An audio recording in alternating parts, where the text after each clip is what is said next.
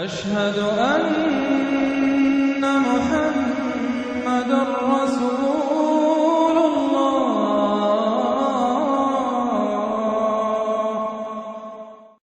سورۃ الحج.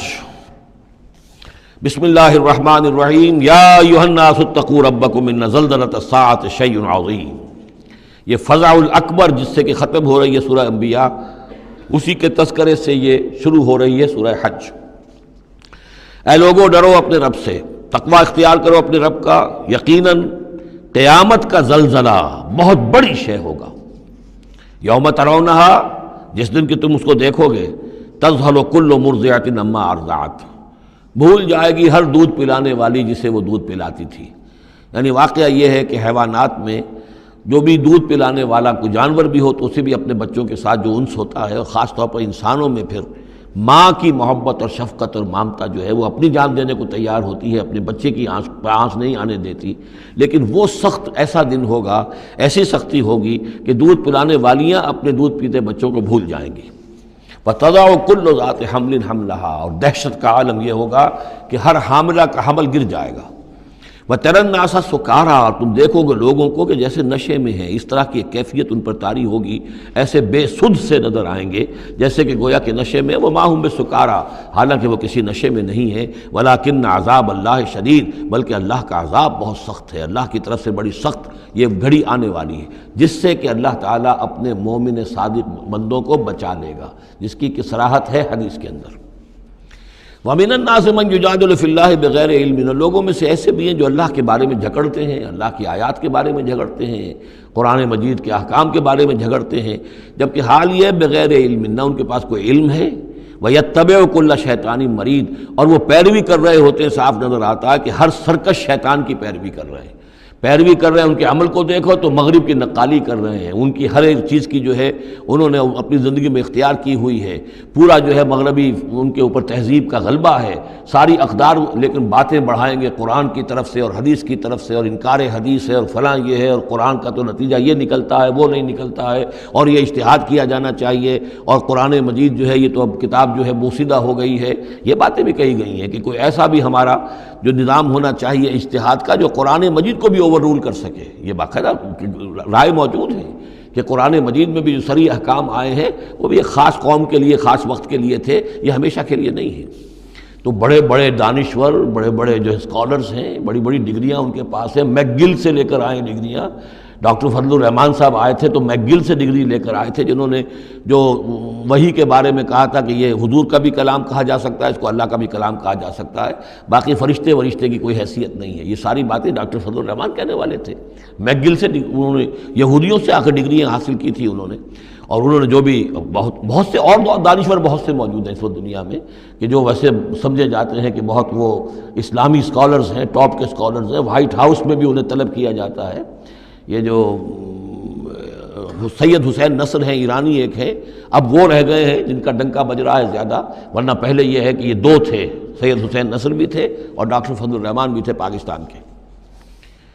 لیکن وَمِنَ النَّاسِ مَن يُجَادِلُ فِي اللَّهِ بِغَيْرِ عِلْمٍ وَيَتَّبِعُ كُلَّ شَيْطَانٍ مَرِيدٍ كُتِبَ عَلَيْهِ. اس شیطان کے بارے میں تو یہ بات لکھ دی گئی ہے، طے کر دی گئی ہے، أَنَّهُ مَن تَوَلَّاهُ، کہ جو کوئی بھی اس کی دوستی اختیار کرے گا، فَأَنَّهُ يُضِلُّهُ، تو وہ اسے گمراہ کر کے رہے گا، وَيَهْدِيهِ إِلَىٰ عَذَابِ السَّعِيرِ، اور پہنچا کر رہے گا اسے اس جلانے والے دوزخ کے عذاب میں. یا ایھا الناس، اے لوگو، ان کنتم فی ریب من البعث، اگر تمہیں کوئی شک ہے کہ کیسے دوبارہ زندہ ہو جائیں گے، کیسے اٹھا لے گا اللہ تعالیٰ، کوئی تمہیں اشکال پیدا ہوتا ہے تو لو ہم تمہیں ایک مثال سے سمجھاتے ہیں. فَإِنَّا خَلَقْنَاكُم مِّن تُرَابٍ، سوچو ہم نے تمہیں مٹی سے پیدا کیا. اس لیے کہ باپ کے بھی جسم میں اگر نطفہ بنا ہے، منی بنی ہے، کہاں سے بنی ہے؟ غذا کہاں سے آئی تھی اس کی؟ ساری غذا تو مٹی سے آئی ہے، زمین سے آئی ہے، یہیں سے آئی ہے. وہ منرلز ہیں، وہ سب کچھ ہیں. گوشت کھایا ہے تو بکری نے جو کہاں سے غذا لی تھی؟ زمین سے لی تھی. تو تمہاری جو تخلیق ہے سب کی ابتدا میں جو ہے وہ مٹی سے ہے. من تراب ثم من نطفۃ، پھر وہ نطفے کی ایک شکل بنی. ثم من علقۃ، پھر تم ایک علقہ کی شکل میں تھے. اس علقہ کے بارے میں بعد میں عرض کروں گا، ابھی میں اس کا کوئی ترجمہ نہیں کر رہا. اس کا ترجمہ عام طور پر جو جمع ہوا خون کیا جاتا ہے، یہ ترجمہ صحیح نہیں ہے. ثم من مضغۃ، پھر یہ کہ وہ ایک لوتھڑے کی طرح تھا، گوشت کا ایک لوتھڑا سا تھا. مخلقتن غیر مخلقتن، پہلے اس پہ کوئی نشانات تھے ہی نہیں، پھر اس لوتھڑے کے اوپر نشانات آنے شروع ہوئے، معلوم ہوا کہ یہاں سے یہ بازو نکلیں گے، یہاں سے یہ ٹانگیں نکلیں گی، اسی کے اندر جو ہے یہ آثار شروع ہو گئے۔ لنبین لکم، تاکہ ہم تمہیں کھول کھول کر بیان کر دیں۔ یہ جو بھی سٹیجز ہیں، کہ جو ایمبریونک جو سٹیجز ہیں، اس میں واقعہ یہ کہ اس کے بارے میں کتھل مور کا میں قول آپ کو سنا چکا ہوں، جو تعارف قرآن کا میرا لیکچر تھا، کہ ان چیزوں کے بارے میں حیران اور ششدر ہیں جو اس وقت ایمبریولوجی کے سب سے بڑے ماہر ہیں، جن کی ٹیکسٹ بکس دنیا کے اندر سب سے زیادہ مستند مانی جاتی ہے، کہ ہم حیران ہیں کہ یہ ساری چیزیں قرآن مجید نے کیسے کہی ہیں، اور یہ بالکل ایگزیکٹ جو ہے تعبیر ہے ان سٹیجز کی، کہ جو رحم مادر میں انسانی جنین جن سٹیجز سے گزرتا ہے اس کی اس سے زیادہ صحیح تعبیر ہو نہیں سکتی۔ وَنُقِرُّ فِي الْأَرْحَامِ مَا نَشَاءُ، یہی مضمون چونکہ دوبارہ پھر آئے گا سورہ مومنون کے پہلے رکوع میں، تو میں وہاں اس کے بارے میں تفصیل سے عرض کروں گا۔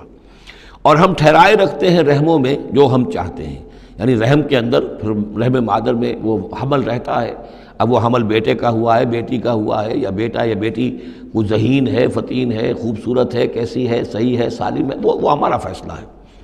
نقر فی الارحام ما نشاء الی اجل مسمى، ہم ٹھہرائے رکھتے ہیں رحموں میں جو ہم چاہتے ہیں ایک وقت معین تک، ثم نخرجکم طفلا، پھر ہم تمہیں نکالتے ہیں، وہ تم چھوٹے سے بچے ہوتے ہو، ثم لتبلغوا اشدکم، پھر تم اپنی پوری جوانی کو پہنچتے ہو، قوت کو پہنچتے ہو، ومنکم من یتوفی، تم میں سے وہ بھی ہیں کہ جو پہلے ہی ان کا انتقال ہو جاتا ہے، انہیں قبض کر لیا جاتا ہے، انہیں اللہ تعالیٰ لے جاتا ہے، ومنکم من یرد الی ارذل العمر، اور تم میں سے ایسے بھی ہوتے ہیں جو بڑی ہی نکمی ضعیفی کی عمر کو پہنچ جاتے ہیں، لِكَيْ لَا يَعْلَمَ مِن بَعْدِ عِلْمٍ شَيْئًا، کہ پھر وہ نہ جانے سب کچھ جاننے کے باوجود کچھ بھی۔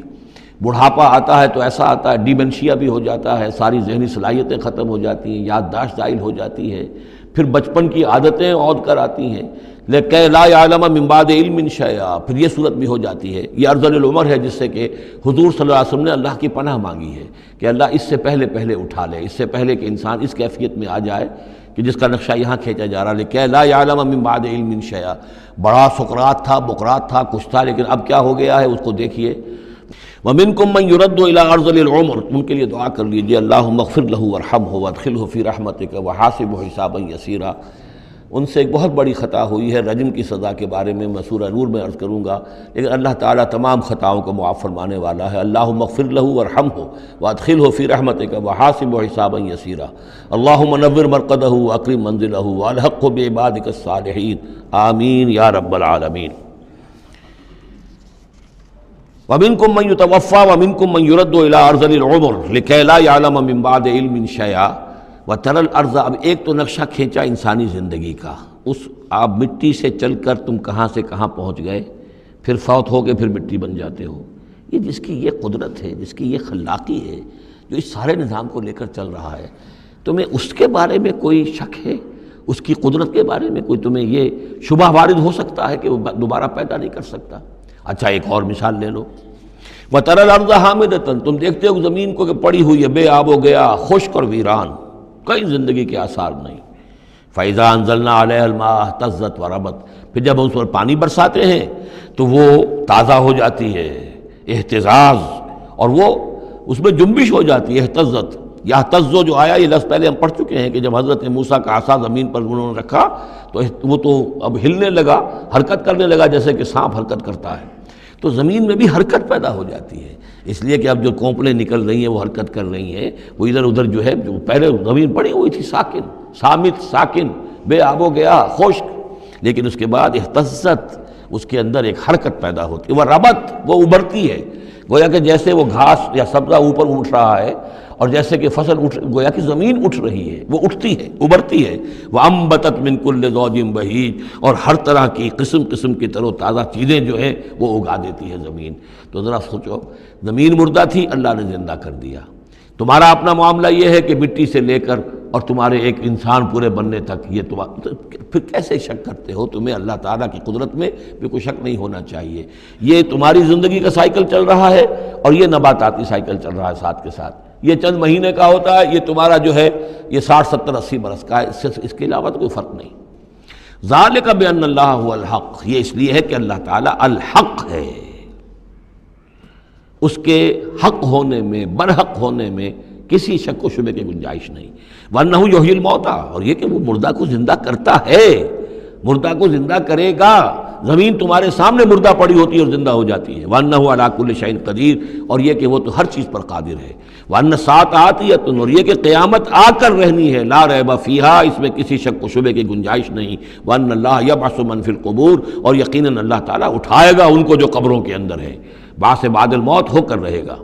وَمِنَ النَّاسِ مَن يُجَادِلُ فِي اللَّهِ بِغَيْرِ عِلْمٍ وَلَا هُدًى وَلَا كِتَابٍ مُنِيرٍ، اور لوگوں میں سے کچھ ایسے بھی ہیں جو اللہ کے بارے میں، اللہ کی باتوں کے بارے میں، اللہ کی صفات کے بارے میں، ذات خداوندی کے بارے میں جھگڑتے ہیں، بحثیں کرتے ہیں، نزاع کرتے ہیں، نہ ان کے پاس علم ہے، بغیر علم ولا ہدن، نہ کوئی ہدایت ہے، ولا کتاب منیر، نہ کوئی روشن کتاب ہے جس سے وہ رہنمائی لے رہے ہوں۔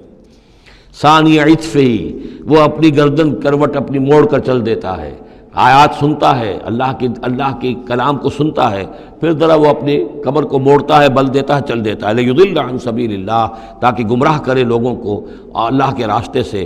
لہ فی الدنیا خزی، اس کے لیے دنیا کی زندگی میں بھی رسوائی ہے، ونذیقہ یوم القیامت عذاب الحریق، اور قیامت کے دن ہم اسے جلانے والے عذاب کا مزہ چکھائیں گے۔ ذالک بما قدمت یداک، اور یہ سب کچھ ہے تیرے اپنے دونوں ہاتھوں کے کرتوتوں کی وجہ سے، جو بھیجا ہے تیرے دونوں ہاتھوں نے، بما قدمت یداک، وان اللہ لیس بظلام للعبید، اور یقیناً اللہ تعالیٰ تو اپنے بندوں پر ظلم کرنے والا نہیں ہے۔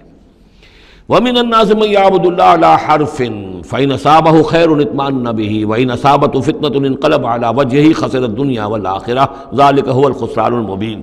لوگوں میں سے کچھ ایسے بھی ہیں جو اللہ تعالیٰ کی بندگی کرتے ہیں کنارے کنارے، بچ بچ کر۔ یہ وہ روگ جس کو کہا گیا فی قلوبہم مرض، جن کے دلوں میں روگ ہوتا ہے۔ ایک وہ لوگ ہوتے ہیں کہ حق کو قبول کیا، پھر ہرچہ بعد آباد منجدھار میں پھر وہ چھلانگ لگاتے ہیں، ہرچہ بعد آباد ماں کشتی دراب انداختے، ہم نے حق کو قبول کیا، اس کشتی کو ہم نے پانی میں ڈال دیا ہے، اب یہ کشتی تیرے گی تو ہم تیریں گے، یہ ڈوبتی ہے تو ہم ڈوبنے کے لیے تیار ہیں۔ ایک وہ ہیں جو چاہتے بھی ہیں حق کے ساتھ چلنا، لیکن کنارے کنارے گہرے پانی میں نہیں جانا چاہتے، خطرات مول نہیں لینا چاہتے، اپنے لیے جان اور مال جو ہے اس کو بچا بچا کر، جو اقبال نے کہا تو بچا بچا کے نہ رکھ اسے، تیرا آئینہ ہے وہ آئینہ کہ شکست ہو تو عزیز تر ہے نگاہ آئینہ ساز میں۔ لیکن یہ کچھ لوگ بچ بچ کر چلنا چاہتے ہیں، کوئی گردن نہ پہنچ جائے، کوئی نقصان نہ ہو جائے، کوئی ہمیں قربانی نہ دینی پڑے۔ وَمِنَ النَّاسِ مَن يَعْبُدُ اللَّهَ عَلَىٰ حَرْفٍ، کنارے ساتھ، فَإِنْ أَصَابَهُ خَيْرٌ اطْمَأَنَّ بِهِ، اگر خیر آئے تو مطمئن رہیں گے، وَإِنْ أَصَابَتْهُ الْفِتْنَةُ انقلب عَلَىٰ وَجْهِهِ، اور اگر کوئی فتنہ آ گیا، آزمائش آ گئی، کوئی قربانی کا وقت آ گیا، پکار آ گئی، نکلو اللہ کی راہ میں اور لاؤ اللہ کی راہ میں، تو وہ اپنے چہروں کے بل اوندھے گر جاتے ہیں۔ خسرت دنیا والآخرہ، یہ خسارہ ہے، یہ گھاٹا ہے، یہ نقصان ہے دنیا اور آخرت دونوں کا۔ ذالک هو الخسران المبین، اور یہ بہت ہی نمایاں اور واضح تباہی ہے۔ ایک میں بات عرض کرنی رہ گئی ہے کہ سورہ حج کے بارے میں بعض جگہ آپ نے دیکھا ہوگا لکھا ہوا کہ یہ اس کو مدنی بھی مانا گیا ہے، لیکن یہ واقعہ ہے کہ اس سورہ مبارکہ کے اندر بعض آیات ایسی ہیں کہ جو یا تو مدنی ہیں، اور بعض آیات کے بارے میں مجھے پھر وہ ایک قول مل گیا تھا حبر الامہ حضرت عبداللہ ابن عباس رضی اللہ تعالی عنہما کا، وہ میں بعد میں انشاءاللہ وہ کل ہم پڑھیں گے۔ وہ آیات نازل ہوئی ہیں اثناء سفر ہجرت میں۔ ظاہر بات ہے کہ جب حضور مکے سے نکل آئے ہیں اور جا رہے ہیں تو کتنے دن لگے ہیں، کوئی وہ چند گھنٹے کا، ایک گھنٹے کی فلائٹ تو نہیں تھی کہ جو ہوائی جہاز سے آپ چلے گئے وہ آدھے گھنٹے کی فلائٹ ہے کل، نہیں، لیکن یہ کوئی وقت لگا۔ اس میں بھی جو آیات نازل ہوئی ہیں، اور اس صورت میں کئی آیات ایسی ہیں کہ جن کی بڑی گہری مشابہت آپ کو مل جائے گی سورہ بقرہ کی آیات کے ساتھ۔ چنانچہ شہادت علی الناس والی آیت بھی اس صورت میں بھی ہے، سورہ بقرہ میں بھی ہے، لیکون الرسول شہیدا علیکم وتکونوا شہداء علی الناس، یہ آپ کو سورہ حج کے آخر میں ملے گی۔ جہاد کا لفظ بھی اس صورت مبارکہ میں ملے گا۔ یہ آیت بھی آپ غور کریں گے تو سورہ بقرہ کے دوسرے رکوع میں جو مثال آئی تھی منافقین کا حال یہ ہے، او کصیب من السماء فیہ ظلمات ورعد وبرق یجعلون اصابعهم فی آذانہم من الصواعق حذر الموت واللہ محیط بالکافرین۔ تو یہ جب بجلی جب چمکتی ہے، کوئی روشنی نظر آتی ہے، چل پھر لیتے ہیں، لیکن اس کے بعد پھر جیسے ہی اندھیرا ہوتا ہے کھڑے رہ جاتے ہیں۔ تو بالکل وہی کیفیت ہے کہ جب ذرا حالات صحیح ہوئے، نارمل ہوئے، کوئی خطرہ نہیں، کوئی اندیشہ نہیں، کوئی مطالبہ نہیں، کوئی جنگ کی مہم جو ہے پیش نظر نہیں ہے، تو وہ بڑے چلت پھر دکھا رہے ہیں، حضور کے پاس آ رہے ہیں، باتیں کر رہے ہیں، وہ ہے کہ وہ بھی اہل ایمان کے ساتھ ہیں۔ لیکن جب ذرا مشکل وقت آیا، اوندھے منہ گر پڑے۔ وَمِنَ النَّاسِ اللہ تعالیٰ ہمیں اس سے بچائے، اور دین اور ایمان کے ساتھ اور اللہ کے دین کو قائم کرنے کی جد و جہد میں مخلصانہ اور ہمہ تن ہمہ وجوہ اپنے آپ کو جھونک دینے کی ہمت عطا فرمائے۔ وَمِنَ النَّاسِ مَن يَعْبُدُ اللَّهَ عَلَىٰ حَرْفٍ فَإِنْ أَصَابَهُ خَيْرٌ اطْمَأَنَّ بِهِ وَإِنْ أَصَابَتْهُ فِتْنَةٌ انقلب عَلَىٰ وَجْهِهِ خَسِرَ الدُّنْيَا وَالْآخِرَةَ ذَلِكَ هُوَ الْخُسْرَانُ الْمُبِينُ يَدْعُو مِن دُونِ اللَّهِ مَا لَا يَضُرُّهُ وَمَا لَا يَنفَعُهُ، یہ پکارتا ہے اللہ کے سوا ان کو جو نہ اسے کوئی ضرر پہنچا سکتی ہے نہ نفع۔ ذَلِكَ هُوَ الضَّلَالُ الْبَعِيدُ، یہی ہے بہت ہی گمراہی دور کی گمراہی۔ يَدْعُو لَمَن ضَرُّهُ أَقْرَبُ مِن نَّفْعِهِ، وہ پکارتا ہے اللہ کو، اس کو کہ جس کا ضرر جو ہے وہ اس کے نفع سے قریب تر ہے۔ اللہ کے سوا کسی کو پکارو گے تو نفع تو کوئی ہے نہیں، لیکن ضرر تو پہنچ گیا۔ لبیس المولا و لبیس العشیر، بہت ہی برا ہے وہ دوست اور بہت ہی برا ہے رفیق۔ ان اللہ یدخل الذین آمنوا وعملوا الصالحات جنات تجری من تحتها الانہار، یقیناً اللہ تعالیٰ داخل کرے گا ان لوگوں کو جو ایمان لائے اور جنہوں نے نیک عمل کیے ان باغات میں جن کے دامن میں ندیاں بہتی ہوں گی۔ ان اللہ یفعل ما یرید، یقیناً اللہ تعالیٰ کرتا ہے جو چاہتا ہے، جس چیز کا ارادہ کرتا ہے وہ کر گزرتا ہے۔ فعال لما یرید ہے۔ من کان یظن ان لن ینصرہ اللہ فی الدنیا والآخرۃ فلیمدد بسبب من السماء ثم لیقطع فلینظر هل یذهبن کیدہ ما یغیظ۔ یہ آیت مشکلات القرآن میں سے ہے، بہت سے مختلف انداز میں اس کی تعبیرات کی گئی ہیں، لیکن میرا دل ٹھکا ہے اسی تعبیر پر کہ جو موضح القرآن میں شاہ عبد القادر دہلوی رحمۃ اللہ علیہ نے کی ہے، اور میں اسی کو وضاحت کے ساتھ پیش کر رہا ہوں۔ جو شخص دین کے لیے خدمت کر رہا ہو، دین کے لیے لگا ہوا ہو کام کے اندر، داعی ہے یا اس کسی داعی کے ساتھ ہے، اب اس کے لیے یہ ہوتا ہے کہ ایک تو امید ہوتی ہے کہ اللہ کی مدد آئے گی، آج نہیں تو کل آئے گی، کل نہیں تو پرسوں آئے گی۔ اگر کسی وجہ سے انسان حالات کو دیکھ کر اتنا مایوس ہو جائے کہ اللہ کی مدد کی اسے امید نہ رہے، یہ چیز پھر اس کے لیے بہت بڑی ناکامی کا سبب بن جائے گی۔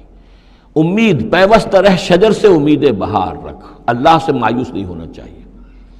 نہ لا تقنطوا من رحمت اللہ، ٹھیک ہے دیر ہو جائے کوئی حرج نہیں، لیکن یہ کہ یہ اللہ کی مدد آئے گی، اللہ جو ہے نصرت فرمائے گا، اللہ تعالی ہماری مدد کرے گا۔ والذین جاہدوا فینا لنہدینہم سبلنا، جو لوگ ہماری راہ میں محنت کریں گے، جد و جہد کریں گے، ہم لازماً انہیں اپنے راستے دکھائیں گے۔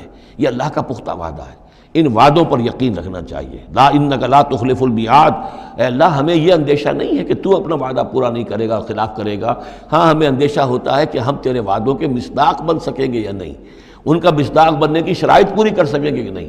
یہ کیفیت بندے کی رہنی چاہیے، اللہ تعالیٰ کی مدد سے اور اللہ تعالیٰ کی نصرت سے مایوس کبھی نہیں ہونا چاہیے۔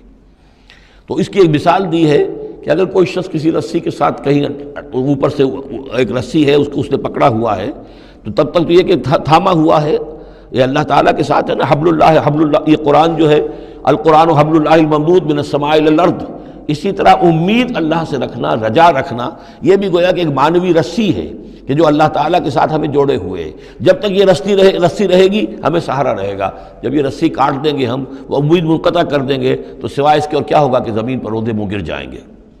من کان یظن ان لن ینصرہ اللہ فی الدنیا والآخرہ، جس شخص کا یہ گمان ہو جائے کہ اللہ ہرگز مدد نہیں کرے گا اس کی دنیا میں اور نہ آخرت میں، فلیمدد بسبب من السماء، اسے چاہیے کہ ذرا ایک رسی آسمان کی طرف تانے، ثم لیقطع، پھر کاٹ دے، اسے توڑ دے، فلینظر هل یذهبن کیدہ ما یغیظ، پھر دیکھے کہ اس سے اس کا جو غصہ ہے اندر کا، اس میں جو مایوسی کی آگ جل رہی ہے اس میں کوئی کمی ہوئی؟ یعنی جب تک وہ رسی ہے کچھ نہ کچھ امید تو رہے گی، تو اس امید جو ہے اللہ پر اور اللہ کی نصرت اور اللہ کے وعدوں پر جو یقین ہے اس کو برقرار رکھو، یہ تمہیں سہارا دے گی۔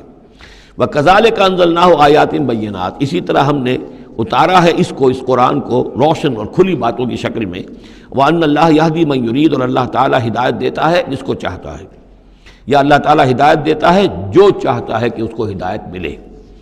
ان الذین آمنوا والذین ہادوا والصابئین والنصارى، یقیناً وہ لوگ جو مسلمان ہیں، ایمان لائے ہیں محمد پر صلی اللہ علیہ وسلم، والذین ہادوا، اور جو یہودی ہوئے، والصابئین، اور جو صابی ہیں، والنصارى، اور جو یہ عیسائی ہیں، والمجوس، اور مجوس ہیں ایرانی، والذین اشرکوا، اور جن لوگوں نے شرک کی روش اختیار کی، ان اللہ یفصل بینہم یوم القیامہ، یقیناً اللہ فیصلہ کرے گا ان کے مابین قیامت کے دن۔ ان اللہ علی کل شیء شہید، یقیناً اللہ تعالیٰ ہر چیز پر خود گواہ ہے، ہر چیز اس کے سامنے نگاہوں میں موجود ہے۔ الم تری ان اللہ یسجد لہ من فی السماوات ومن فی الارض، یہ آیت بڑی عجیب ہے اس اعتبار سے کہ اس میں آپ تصور کریں گے تو اوپر سے نیچے کی طرف آ رہا ہے۔ کیا تم نے دیکھا نہیں اللہ کے سامنے سربسجود ہے ہر وہ شے جو آسمان میں ہے اور وہ سب وہ چیزیں جو زمین میں ہیں، وہ تمام مخلوقات جو آسمان میں ہیں اور وہ تمام مخلوقات جو زمین میں ہیں، والشمس ہو اور سورج بھی سربہ سجود ہے، والقمر ہو اور چاند بھی، والنجوم ہو اور تارے بھی، پھر نیچے اتریے والجبال ہو اور پہاڑ، زمین پر سب سے اونچی چیزیں پہاڑ ہیں، والشجر ہو اور درخت، والدواب اور یہ تمام جو بھی چوپائے چل رہے ہیں زمین کے اوپر حیوانات، وکثیر من الناس اور لوگوں میں سے بھی بہت سے، لوگوں میں سے تفریق ہے کہ کچھ باغی ہو گئے ہیں، باقی تو یہ ساری مخلوقات اللہ کے قانون کی پابند ہیں، قانون تکوینی کے اندر ہے، یہ اللہ کی بندگی کر رہی ہیں، یہ سجدے میں ہے، ہر شے اللہ کے سامنے سر بہ سجود ہے۔ ہاں انسانوں کے اندر بغاوت بھی ہے، انسانوں میں سے کچھ لوگ وہ ہیں کہ جنہوں نے سورج کو پوجنا شروع کر دیا، سورج اللہ کو پوج رہا ہے اور وہ سورج کو پوج رہے ہیں، چاند کو پوجنا شروع کر دیا، درختوں کو پوجنا شروع کر دیا، جانوروں کو پوجنا شروع کر دیا، یہاں تک کہ اعضائے تناسل کو پوجنا شروع کر دیا۔ ہندوؤں کے اندر تو یہ بھی ہے، یہ پوجا ہوتی ہے۔ تو یہ ہے ان لوگوں کی گراوٹ۔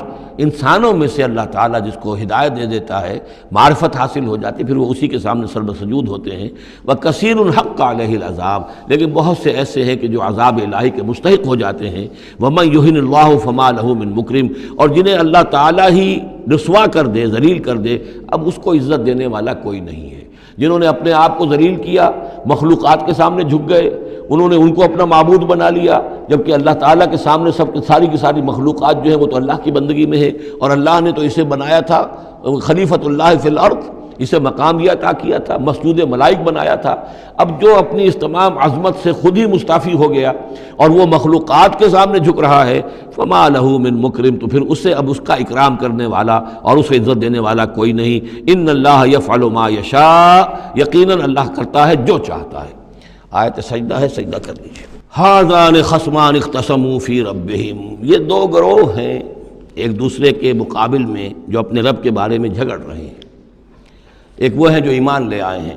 اب جیسا کہ میں نے عرض کیا یہ صورت ہے مکی، لیکن اس میں کچھ آیات شامل ہیں، یہ بھی ہو سکتا ہے کہ مدنی ہو اور یہ بھی ہو سکتا ہے کہ اثناء سفر ہجرت میں نازل ہوئی، لیکن بحیثیت مجموعی یہ ہے تقریباً آخری دور کی، آخری زمانے کی صورت۔ ھذان خصمان، اب ظاہر بات ہے مکے میں دو گروہ بالکل نمایاں ہو چکے تھے، ایک وہ جو حضور پر ایمان لائے اور ایک وہ کہ جو اڑے ہوئے ہیں۔ اختصموا فی ربہم، یہ اپنے رب کے بارے میں جھگڑ پڑے ہیں۔ فالذین کفروا، تو جو اللہ سے کفر کر رہے ہیں، انکار کر رہے ہیں، قطعت لہم ثیاب من نار، ان کے کپڑے کاٹے جائیں گے، بنائے جائیں گے، جیسے درزی جو ہے پہلے وہ کترتا بیوتتا ہے پھر سیتا ہے، تو ان کے لیے جو بنائے جائیں گے کپڑے وہ آگ کے ہوں گے۔ قطعت لہم ثیاب من نار، بیوتے جائیں گے، قطع کیے جائیں گے ان کے لیے کپڑے آگ کے۔ یصب من فوق رؤوسہم الحمیم، ان کے سروں کے اوپر کھولتے ہوئے پانی کے تریڑے دیے جائیں گے۔ یسحر بہ ما فی بطونہم والجلود، جس سے کہ ان کی کھالیں بھی جھلس جائیں گی اور جو کچھ ان کے پیٹوں کے اندر ہوگا وہ بھی جھلس جائے گا۔ وَلَهُم مَّقَامِعُ مِنْ حَدِيدٍ، اور پھر ان کے لیے لوہے کے وہ ہتھوڑے ہوں گے کہ جو ان کے سروں پر پڑیں گے۔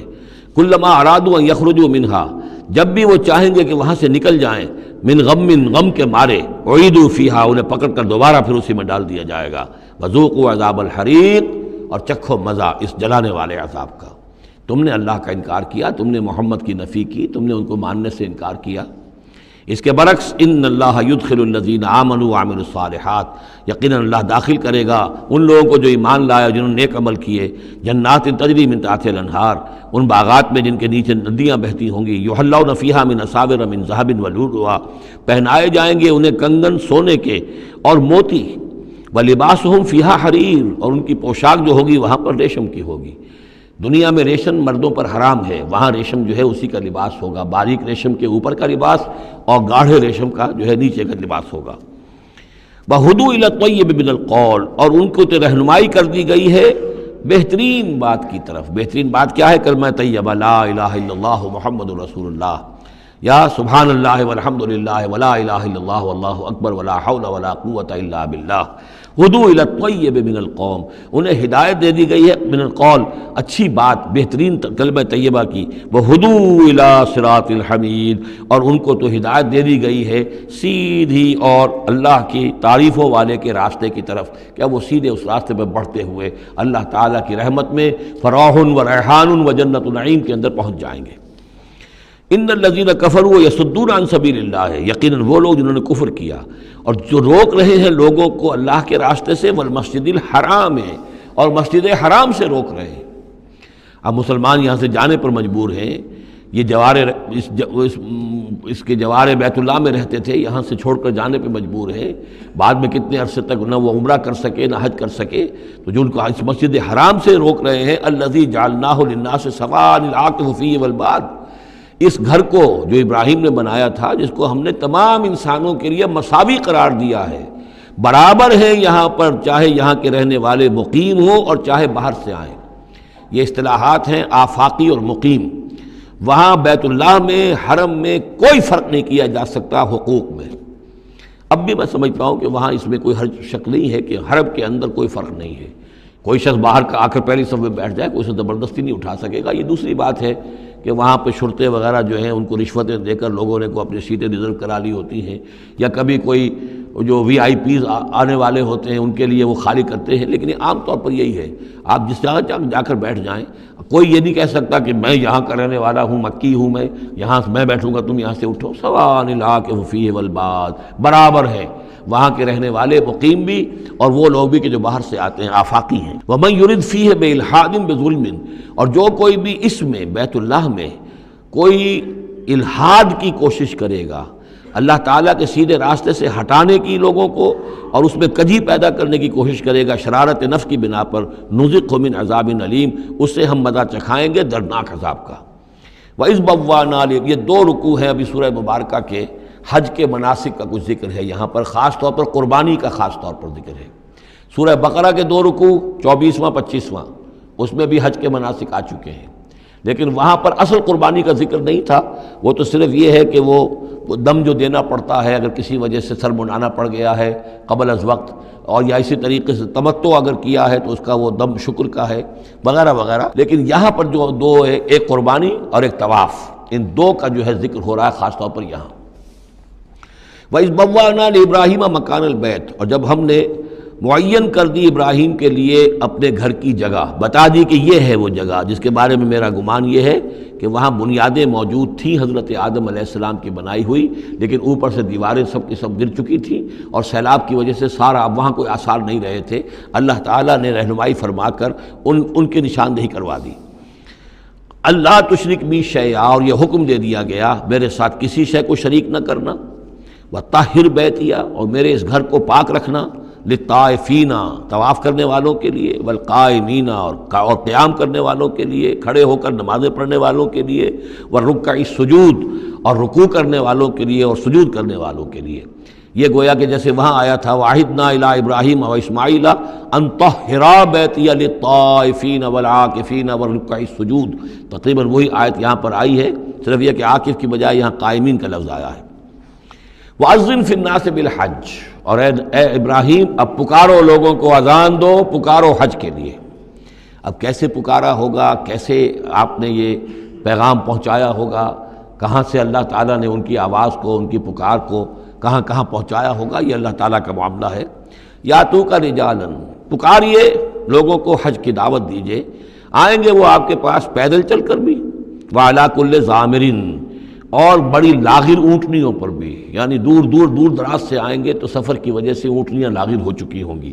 یاتین من کل فج عمیق، جو یہاں پر پہنچیں گی وہ اونٹنیاں اور لوگ آئیں گے بڑی دور دراز کی راہوں سے، دور دراز کی، یہ فج کہتے ہیں پہاڑوں کے درمیان کے راستے کو، چونکہ یہ سارا پہاڑی علاقہ ہے تو نہ معلوم کہاں کہاں سے گہری وادیوں میں سے ہو کر لوگ جو ہیں پہنچتے ہیں۔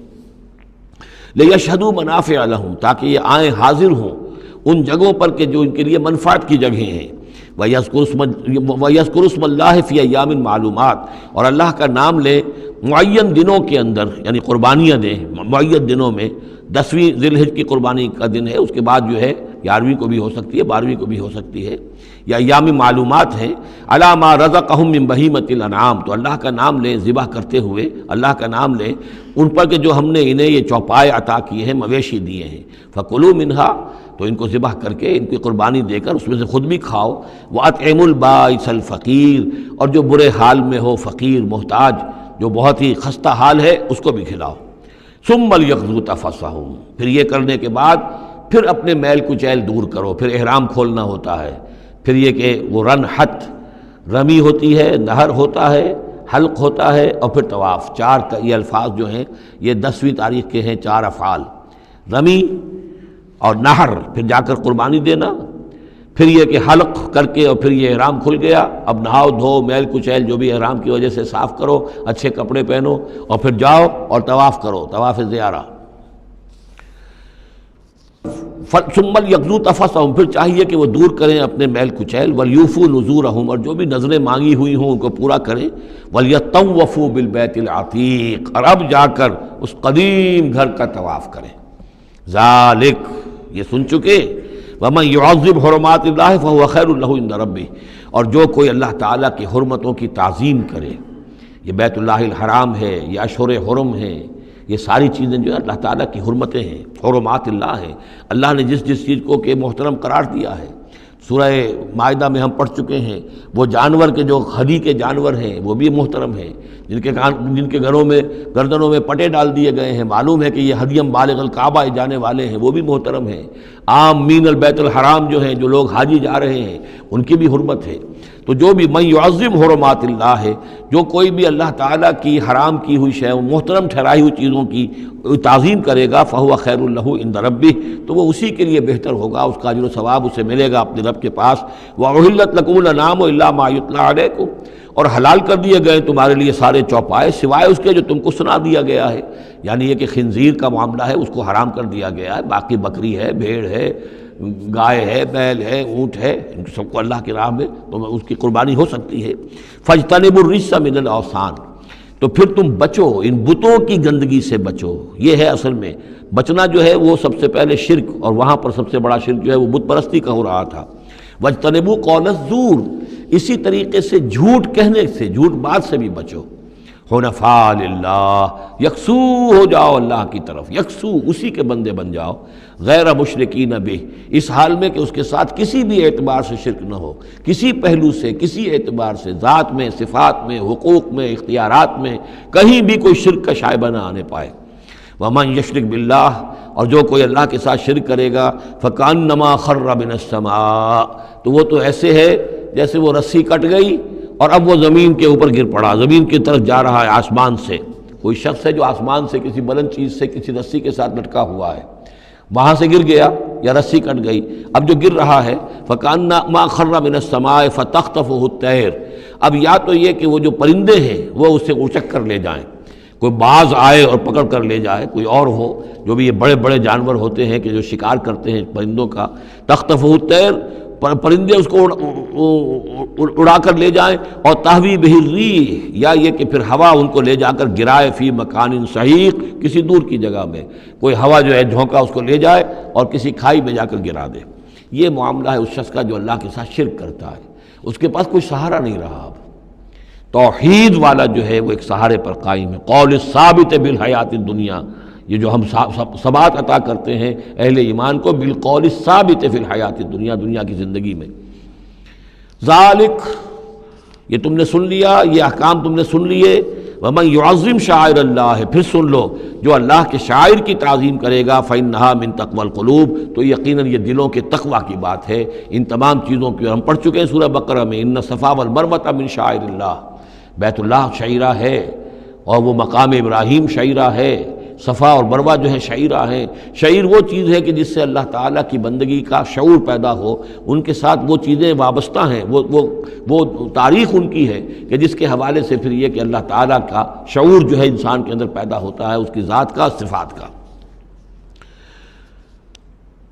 لکم فیہا منافع الی اجل مسمی، یہ جو جانور ہیں اس کی قربانی کے، تمہارے لیے ان میں نفع ہے ایک اجل مسمی تک، یعنی یہ نہیں ہے کہ قربانی کا جانور ہے تو اس کے اوپر سواری نہیں کر سکتے، سواری کر سکتے ہو۔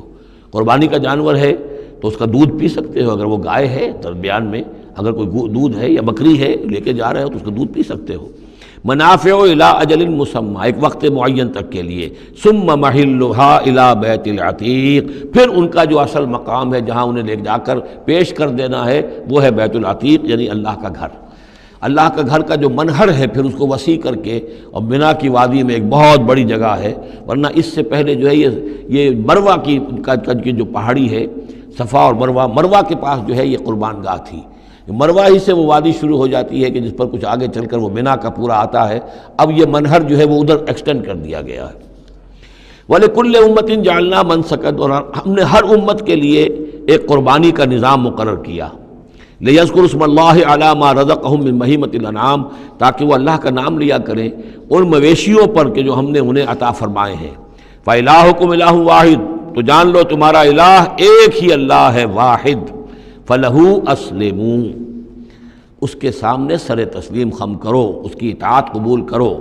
یعنی ایسا نہ ہو کہ بس قربانی تو ہو رہی ہے، باقی سب حرام خوریاں ہو رہی ہیں، 10-10 ہزار 20-20 ہزار کا جانور لے کر اور اس کے فوٹو کھنچوا کر اخبارات میں شائع کیے جا رہے ہیں، ہے سارا حرام خوری کا نتیجہ۔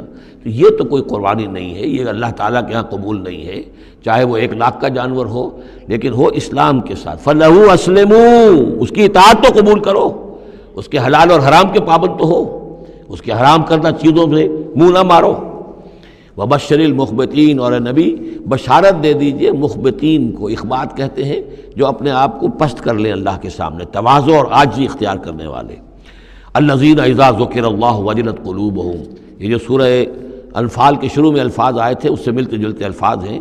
وہ کون لوگ ہیں؟ وہ لوگ مخبتین کہ جب اللہ کا ذکر کیا جائے تو ان کے دل لرز اٹھتے ہیں، کانپ اٹھتے ہیں۔ والصابرین علی ما اصابہم، اور جو بھی کوئی تکلیف ان پر آئے، کوئی مصیبت آئے، کوئی ناگوار صورتحال درپیش ہو جائے تو اس پر صبر کرنے والے۔ والمقیم الصلاۃ، اور نماز کے قائم کرنے والے۔ ومما رزقناہم ينفقون، اور جو کچھ ہم نے ان کو دیا ہے اس میں سے ہمارے لیے خرچ کرنے والے، ہماری رضا جوئی کے لیے، ہمارے دین کے لیے یا محتاجوں کے لیے انفاق کرنے والے۔ اللہم ربنا اجعلنا منہم والبدن جعلناها لکم من شعائر اللہ، اور یہ جو قربانی کے جانور خاص طور پر اونٹ ہیں، ان کو ہم نے تمہارے لیے ان کو بھی شاعر بنا دیا، یہ بھی اللہ کے شاعر میں سے ہے، اس لیے کہ یہ اونٹ جو ہے ابھی اللہ کے نام پر قربان کیے جا رہے ہیں۔ لکم فیہا خیر، تمہارے لیے ان میں خیر ہے، بھلائی ہے۔ ظاہر بات ہے کہ ان کا بھی گوشت تم کھا سکو گے اور غریبوں کو کھلا سکو گے، لیکن یہ کہ ہے وہ شاعر اللہ، اس لیے کہ وہ نامزد ہو چکے ہیں بیت اللہ کے لیے، اللہ کے لیے کہ یہ قربانی کے جانور ہے کہ جن کو قربان کیا جانا ہے بیت اللہ کے قریب۔ فاذکروا اسم اللہ علیہا صواف، تو اس پر ان پر نام لیا کرو اللہ کا، ان کو کھڑا کر کے سیدھا، صواف صفے باندھ کر، قطار باندھ کر۔ یہ جو نقشہ ہے یہ خاص طور پر جو حجۃ الوداع میں حضور نے جو قربانی دی ہے تو 63 آپ نے اونٹ اپنے ہاتھ سے نہر فرمائے، کل 100، یہ 63 آپ نے اپنے ہاتھ سے نہر فرمائے۔ اور یہ آتا ہے روایات کے اندر، اب یہ چونکہ معاملہ حضور کا ہے اور اس میں ہمیں کسی شک و شبے کی گنجائش نہیں ہے کہ اب کھڑے ہوئے ہیں قطار میں، اور ایک اب نہر کرنے کا طریقہ بھی ہوتا ہے، برچھا مارا جاتا ہے اونٹ کی یہاں گردن میں، اس کو گرا کر ذبح کرنا آسان کام نہیں ہے، کھڑے ہوئے اونٹ کو برچھا لگایا جاتا ہے، یہاں اس کی جو بڑی وینز ہیں خون کا فوارہ چھوٹتا ہے، جب خون بہت زیادہ بہہ جاتا ہے پھر وہ گرتا ہے ایک طرف، ایک پہلو کے اوپر، تو پھر اس کا معاملہ جو ذبح کرنے کا ہوتا ہے۔ تو حضور جیسے برچھا مارتے تھے اور اس کے بعد پھر اگلا اونٹ اپنی گردن خود آگے کرتا تھا۔ نہ شود نصیب دشمن کے شود ہلاک تیغت، سر دوستاں سلامت کی تو خنجر آزمائی، گویا کہ ان کے لیے خود ایک اعزاز تھا، اللہ نے شعور دیا ہے۔ وہ تو جو ایک سوکھی ہوئی لکڑی تھی جس کا سہارا لے کر حضور صلی اللہ علیہ وسلم وہ آپ خطبہ دیا کرتے تھے جمعے کا، پھر جب ممبر بنا دیا گیا اب وہ اس لکڑی جو ہے اس کا آپ سہارا نہیں لے رہے، تو پہلا دن جب تھا کہ آپ نے اس کا سہارا نہیں لیا اور آپ ممبر پر کھڑے ہو کر آپ نے جب خطبہ دیا ہے تو اس سوکھی لکڑی میں سے ایسی آواز آ رہی تھی جیسے کوئی بچہ بلک بلک کر رو رہا ہو کہ میری یہ سعادت آج ختم ہو گئی ہے، مجھے جو سعادت نصیب تھی کہ محمد الرسول اللہ صلی اللہ علیہ وسلم میرا سہارا لیا کرتے تھے، مجھ پر ٹیک لگایا کرتے تھے، یہ مجھ سے جاتی رہی فضیلت، بلک بلک کر رو رہا ہے۔ حنانہ اس کو کہتے ہیں، ستون حنانہ، اب بھی مسجد نبی میں ایک ستون ہے حنانہ، حنین کہتے ہی اس کو ہے کہ جس میں رقت ہو، بچہ رو رہا ہو، بلک رہا ہو تو یہ حنین ہے، تو حنانہ ہے وہ۔ اور اس کے لیے یہ نوٹ کر لیجیے، کہا ہے مولانا روم نے، فلسفی کو منکر حنانہ است، از حواس انبیاء بیگانہ است۔ پہلے فلسفی ہوتے تھے، آج سائنسدان جو انکار کرے گا کیسے ہو سکتا ہے سوکھی لکڑی میں سے بچوں کے سے رونے کی آواز آئے، کیسے مان لیں گے ہم؟ سر سید کیسے مانیں گے اس کو؟ نہیں مانیں گے کبھی بھی۔ تو فلسفی یا سائنسدان کو منکر حنانہ است، کہ وہ حنانہ کا انکار کرتا ہے، از حواس انبیاء بیگانہ است، اس لیے کہ انبیاء کے معاملات کو وہ جانتا نہیں ہے، وہ عام لوگوں پر قیاس کر رہا ہے۔ فاذکر اسم اللہ علیہا صواف، تو لو اللہ کا نام ان پر، ان کو نہر کرنے کے لیے انہیں صفوں میں کھڑا کر کے، فَإِذَا وَجَبَتْ جُنُوبُهَا، جب ان کے پہلو زمین پر ٹک جائیں، جب خون اتنا بہہ جاتا ہے، کمزور ہو جاتا ہے اونٹ، تو پھر وہ ایک طرف کو اپنی کروٹ کے بل زمین کے اوپر پڑ جاتا ہے۔ فَكُلُوا مِنْهَا، تو اب کھاؤ اس میں سے اس کے گوشت کو، وَأَطْعِمُوا الْقَانِعَ وَالْمُعْتَرَ، اور کھلاؤ اس کو بھی جو قناعت کے ساتھ بیٹھا ہوا ہے، مانگتا نہیں پھر رہا ہے، سائل نہیں ہے، اس کے پاس کچھ نہیں ہے لیکن وہ مانگتا نہیں پھرتا، قانع، اور معتر جو بے قرار ہو گیا ہے، آتا ہے، سوال کر رہا ہے، مانگ رہا ہے، گوشت مانگ رہا ہے، اس کو بھی دو، اس کو بھی دو۔ كَذَلِكَ سَخَّرْنَاهَا لَكُمْ لَعَلَّكُمْ تَشْكُرُونَ، اسی طرح تو ہم نے اتنے بڑے جانور کو تمہارے لیے مسخر کر دیا ہے، اونٹ جیسے جانور کو، اور وہ کھڑا ہوتا ہے تم برچھا مارتے اس کو، سخرناها لکم لعلکم تشکرون، تاکہ تم اللہ کا شکر ادا کرو۔ لن ینال اللہ لحومها ولا دماؤها، اب یہ ہے اصل شے، اللہ تک نہ ان کے گوشت پہنچتے ہیں نہ خون پہنچتا ہے، ولکن ینالہ التقوی منکم، ہاں اگر پہنچتا ہے اس تک تو تقوی اگر ہے تمہارے اندر تو اللہ تک پہنچ جائے گا۔ یعنی یہ کہ ایک یہ رسومات ہے، ظاہری شکل ہے، ظاہری شکل اصل دین نہیں ہے، اگرچہ اس کے بغیر بھی تو حقیقت جو ہے وہ کسی نہ کسی حیول ہی میں ظاہر ہوگی، کوئی نہ کوئی اسے پیکر چاہیے۔ تو ان عبادات کا پیکر بھی اہم ہے، لیکن صرف پیکر کو نہ سمجھیں، ظاہر کو نہ سمجھیں، اصل شے اس کی روح ہے، روح تقویٰ۔ وہ جو علامہ اقبال نے کہا ہے کہ رہ گئی رسم اذاں روح بلالی نہ رہی، فلسفہ رہ گیا تلقین غزالی نہ رہی، اور نماز و روزہ و قربانی و حج یہ سب باقی ہیں، تو باقی نہیں ہے۔ وہ ہمارا وہ تقویٰ، ہمارا اللہ کے ساتھ خلوص و اخلاص، قربانی جب انسان دے رہا ہو تو واقعتاً اس کے اپنے اندر اگر تقویٰ بھی ہے، اس نے حلال ذریعے سے کمائے ہوئے مال میں سے اس نے اتنی محنت کی ہے کہ اس میں سے اِثار کر رہا ہے، اللہ کے نام پر ایک جانور کو ذبح کر رہا ہے، پھر خود اپنی زندگی میں وہ اللہ کے قوانین کا پابند ہے، اسی کے مطابق زندگی گزار رہا ہے، اور وہ اپنی توانائیاں، قوتیں، صلاحیتیں اللہ کی راہ میں لگا رہا ہے، اس کی قربانی ہے۔ باقی اگر یہ نہیں ہے تو ٹھیک ہے، چلیے کم سے کم غریبوں کو گوشت مل جائے گا، کچھ نہ کچھ فائدہ تو ہو ہی جائے گا، لیکن یہ کہ وہ اصل قربانی نہیں ہے، اللہ تک کچھ نہیں پہنچے گا تمہارا۔ لن ینال اللہ لحومها ولا دماؤها، دیکھو ان قربانیوں کے نہ گوشت اللہ تک پہنچتے ہیں نہ ان کے خون، ولکن ینالہ التقوی منکم، ہاں تقوی اگر ہے وہ اللہ تک پہنچ جاتا ہے۔ کذالک سخرھا لکم لتکبروا اللہ علی ما ھداکم، اسی طرح اللہ تعالیٰ نے اسے تمہارے لیے مسخر کر دیا ہے، لتکبروا اللہ علی ما ھداکم، تاکہ تم اللہ کی تکبیر کیا کرو اس ہدایت پر جو اس نے تمہیں دی ہے۔ دیکھیے دو عیدیں ہیں ہماری، عید الفطر جو رمضان کے بعد آتی ہے، ایک عید الاضحیٰ ہے جو حج کے ساتھ منسلک ہے۔ وہاں بھی ہم نے رمضان مبارک کے بارے میں جو آیات آئی ہیں سورہ بقرہ کے 23ویں رکوع میں، وہاں بھی لتکبروا اللہ علی ما ھداکم ولعلکم تشکرون۔ شہر رمضان الذی انزل فیہ القرآن ھدی للناس وبینات من الھدی والفرقان فمن شہد منکم الشہر فلیصمہ فمن کان مریضا او علی سفر فعدۃ من ایام اخر یرید اللہ بکم الیسر ولا یرید بکم العسر ولتکملوا العدۃ ولتکبروا اللہ علی ما ھداکم ولعلکم تشکرون۔ وہی الفاظ یہاں ہیں، لتکبروا اللہ علی ما ھداکم، تاکہ تم تکبیر کرو، اللہ کی تکبیر کرو۔ اسی لیے عیدیان کے لیے جاتے آتے ہوئے تکبیر، اور اس کو بھی بڑا بلند آواز سے، جاتے آتے راستہ بدلنا، پھر نماز جو دوگانہ ہے عید کی اس میں اضافی تکبیرات ہیں، لتکبروا اللہ علی ما ھداکم ولعلکم تشکرون پر تو وہ آیت ختم ہوئی ہے، وبشر المحسنین، اور اے نبی ان لوگوں کو آپ بشارت دے دیجئے جو اسلام اور ایمان اور تقوی کی منزلیں طے کرتے ہوئے درجہ احسان تک پہنچنے کی کوشش کرتے ہیں اور پہنچ جاتے ہیں۔ اللہم ربنا اجعلنا منہم، اللہم ربنا اجعلنا منہم۔ ان اللہ یدافع عن الذین آمنوا ان اللہ لا يحب كل خوان کفور۔ اذن للذین یقاتلون بانہم ظلموا وان اللہ علی نصرہم لقدیر۔ الذین اخرجوا من دیارہم بغیر حق الا ان یقولوا ربنا اللہ ولولا دفع اللہ الناس بعضهم ببعض لہدمت صوامع وبیع وصلوات ومساجد یذکر فیہا اسم اللہ کثیرا ولینصرن اللہ من ینصرہ ان اللہ لقوی عزیز۔ الذين إن مكناهم في الأرض أقاموا الصلاة وآتوا الزكاة وأمروا بالمعروف ونهوا عن المنكر ولله عاقبة الأمور صدق الله العظيم رب اشرح لي صدري ويسر لي أمري واحلل عقدة من لساني يفقهوا قولي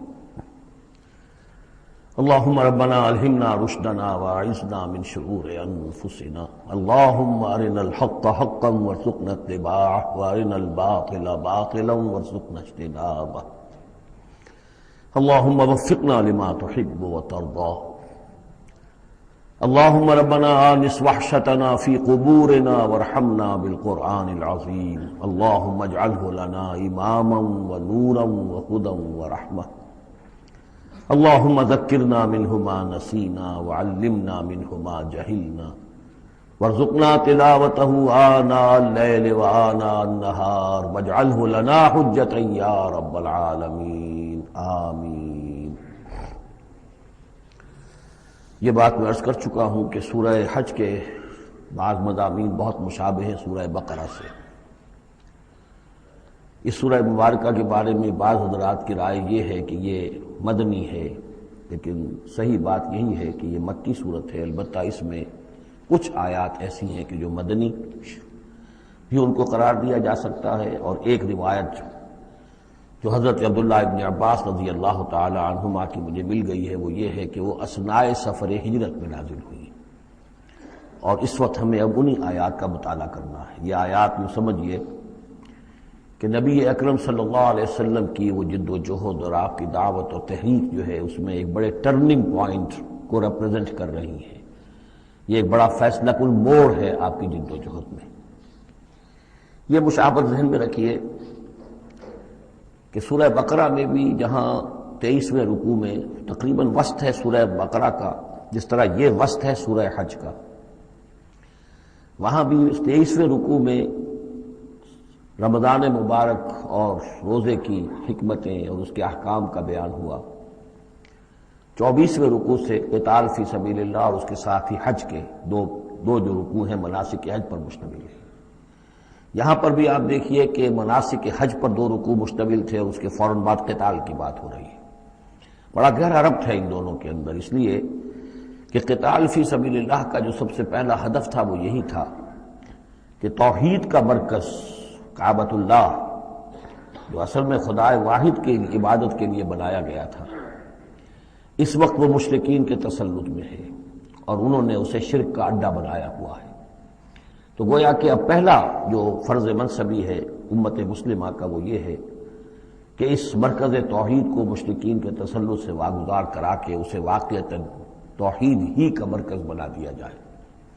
اس اعتبار سے ظاہر بات ہے کہ جنگ ناگزیر ہے، یہ صرف واز سے ہونے والا کام تو نہیں تھا، اس کے لیے تو ظاہر بات ہے کہ طاقت کا استعمال ناگزیر تھا۔ اسی لیے مناسک حج کے ذکر کی فوراً بعد اب یہ تذکرہ ہو رہا ہے۔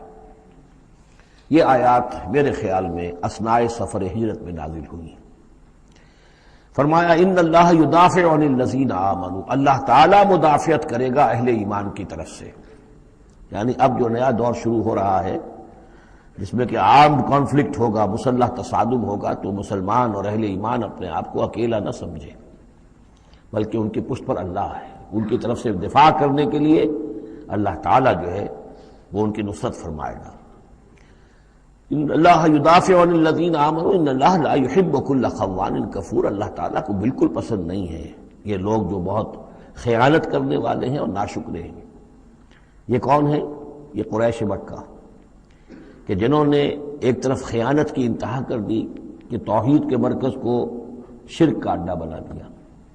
یہ امانت تھی ان کے پاس حضرت اسماعیل اور حضرت ابراہیم علیہ السلام کی، اور یہ تو اس لیے تعبیر کیا گیا تھا ربنا لیقیموا الصلاۃ، اور حضرت ابراہیم نے دعا کی تھی وجنبنی وبنی ان نعبد الاصنام، لیکن ان لوگوں نے خیانت کی ہے، ان کی وراثت کے اندر صحیح طرز عمل اختیار نہیں کیا بلکہ خیانت کی روش اختیار کی، اور کفور ہیں، بہت ناشکرے ہیں، اس لیے کہ اس گھر کی وجہ سے انہیں یہ حیثیت حاصل ہے کہ یہ مرکزی شہر بنا ہوا ہے پورے جزیرہ نما عرب کا، اس گھر کی وجہ سے انہیں ان کے قافلوں کو تحفظ حاصل ہے کہ ان کے اوپر کوئی حملہ نہیں کرتا، اور مشرق اور مغرب کی جو ٹریڈ ہے اس کے گویا کہ یہ ایک طرح سے پروپرائٹری ان کے پاس حقوق آ گئے، ایکسکلوسیو پروپرائٹری رائٹس، کہ ظاہر بات ہے کوئی اور قافلہ بچ کر جا نہیں سکتا قبائلی ریڈ سے اور حملے سے اور لوٹ مار سے، اور قریش کے قافلے کے اوپر کوئی حملہ کر نہیں سکتا، اسے کوئی چھو نہیں سکتا۔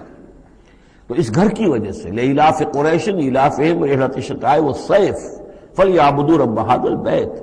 یہ جو ان کے قافلے سردیوں میں جاتے ہیں یمن کی طرف اور گرمیوں میں جاتے ہیں شام کی طرف، تو ان کو سمجھنا چاہیے کہ یہ ساری جو ان کی چلت پھرت ہے یہ تو اس گھر کے طفیل ہے، اس کی وجہ سے انہیں یہ پروٹیکشن حاصل ہے اور انہوں نے ناشکری کی ہے۔ تو اذن للذین یقاتلون بانہم ظلموا، اب اجازت دی جا رہی ہے ان لوگوں کو جن پر کہ جنگ ٹھوس دی گئی ہے، یعنی جو صورتحال پیدا کر دی گئی ہے کہ انہیں گھروں سے نکال دیا گیا، ہجرت پر مجبور کر دیا گیا، انہیں ستایا گیا، سال ہر سال سے ان پر پرسیکیوشن ہو رہی ہے، ٹارچر کیا جا رہا ہے۔ ابھی تک تو اللہ تعالیٰ نے ان کو ہاتھ روکے رکھنے کا حکم دیا ہوا تھا، کفوا ایدیکم، چاہے وہ براہ راست وحی جلی کی شکل میں قرآن میں آیت نہیں آئی تھی، لیکن حضور کے ذریعے سے اللہ تعالیٰ کا یہ حکم لوگوں تک پہنچ چکا تھا کہ خواہ کچھ بھی ہو جائے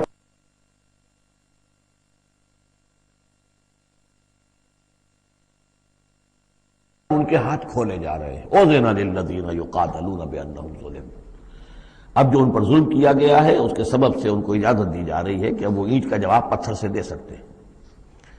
وَإِنَّ اللَّهَ عَلَىٰ نَصْرِهِمْ لَقَدِيرٌ، اور دوبارہ پھر تاکید کے ساتھ کہہ دیا کہ ان کو اپنے آپ کو اکیلے نہ سمجھے، یقیناً اللہ تعالیٰ ان کی نصرت پر قادر ہے، ان کی مدد فرمائے گا۔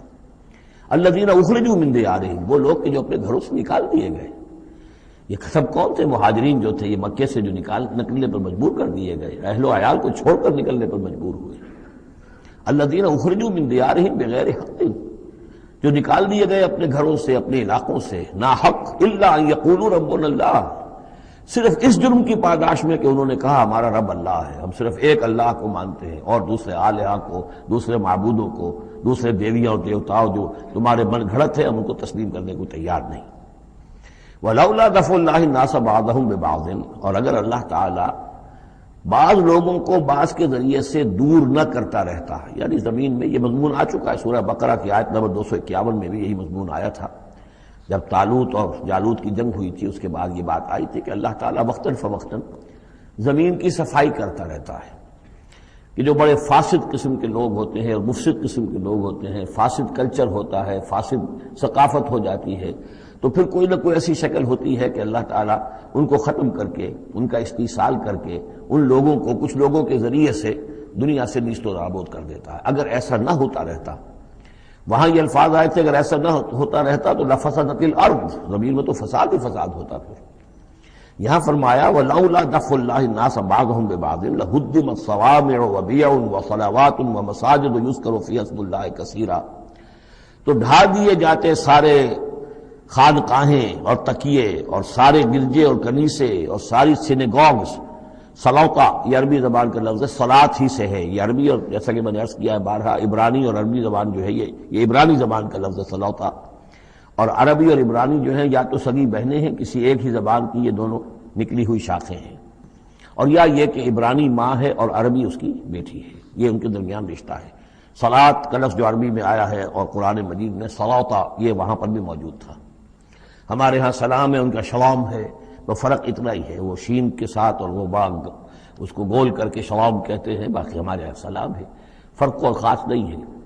ان کا جو یوم کپور ہے وہ یوم کفارہ ہے، یوم یوں کا تو یوں یوم کی طرح ہے، کپور پے اور فے، جیسا کہ میں نے آپ کو بتایا تھا ذوالکفل میں پے فے کی جگہ ہو جاتی ہے، تو یوم کپور ہے ان کے ہاں، یوم کفارہ۔ تو یہ تقریباً تمام جو اصطلاحات ہیں وہ بہت ایک دوسرے کے قریب ہیں۔ تو اگر ایسا نہ ہوتا کہ اللہ تعالیٰ کچھ لوگوں کو کچھ لوگوں کے ذریعے سے اس دنیا سے نیست و نابود کرتا رہتا، تو پھر تو یہ کہ کوئی عبادت گاہیں دنیا میں قائم ہی نہ رہتی۔ ظاہر بات ہے اپنے اپنے وقت میں یہ تمام عبادت گاہیں خدائے واحد کی عبادت کے لیے بنائی گئی تھی، ومساجد اور مسجدیں یذکر فیہا اسم اللہ کثیرا، جن میں کہ اللہ تعالیٰ کا نام کثرت سے لیا جائے۔ وَلَيَنصُرَنَّ اللَّهُ مَن يَنصُرُهُ، یہ بہت اہم ہے، یہ آیت کا ٹکڑا، اور یہ ہر شخص کو یاد کر لینا چاہیے۔ لازماً اللہ مدد کرے گا ان کی جو اس کی مدد کرتے ہیں، اس میں زیادہ زور ہے وَلَيَنصُرَنَّ اللَّهُ، عربی زبان میں اس سے زیادہ تاکید کا اسلوب نہیں ہے. فعل مضارع سے پہلے لام زبر کے ساتھ، لام مفتوح، اور آخر میں نون مشدد تشدید کے ساتھ. افعلو یہ میں کروں گا، لافعلن میں لازماً کروں گا. یہ جو انداز ہے اس میں کوئی شک نہیں.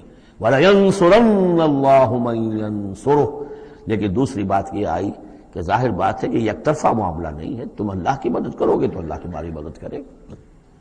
تم اللہ کے باغیوں کے ساتھ دوستیوں کی پیڑیں بڑھاؤ، اللہ کے دشمنوں کے ساتھ تمہاری جو ہے وفاداریاں ہوں، اور تم چاہو کہ اللہ تمہاری مدد کرے، یہ تو انہونی بات ہے. جیسے سورہ بقرہ میں ہم نے دیکھا تھا فاذکرونی اذکرکم، تم مجھے یاد رکھو میں تمہیں یاد رکھوں گا. اسی طرح وَلَيَنْصُرَنَّ اللَّهُ مَن يَنْصُرُهُ، لازماً اللہ مدد کرے گا ان کی. اسی سورہ مبارکہ میں ہم دیکھ چکے ہیں کہ اس کا یقین ہونا چاہیے بندہ مومن کو، اور یہ یقین اس کا بہت بڑا سہارا بنتا ہے، اس کے صبر کا اور ثبات کا اور استقامت کا.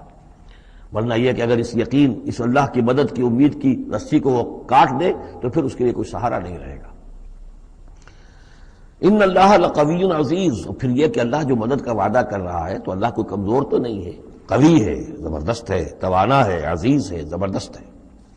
الذین ان مکناہم فی الارض، وہ لوگ جنہیں اگر ہم زمین میں تمکن عطا کر دیں.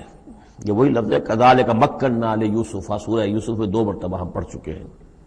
الذین ان مکناہم فی الارض، وہ لوگ کہ جنہیں اگر ہم زمین میں تمکن، قدرت، طاقت، غلبہ، حکومت، استیلاء عطا کر دیں تو وہ کیا کریں گے؟ اقاموا الصلاۃ، پہلا کام ہے نماز قائم کریں گے.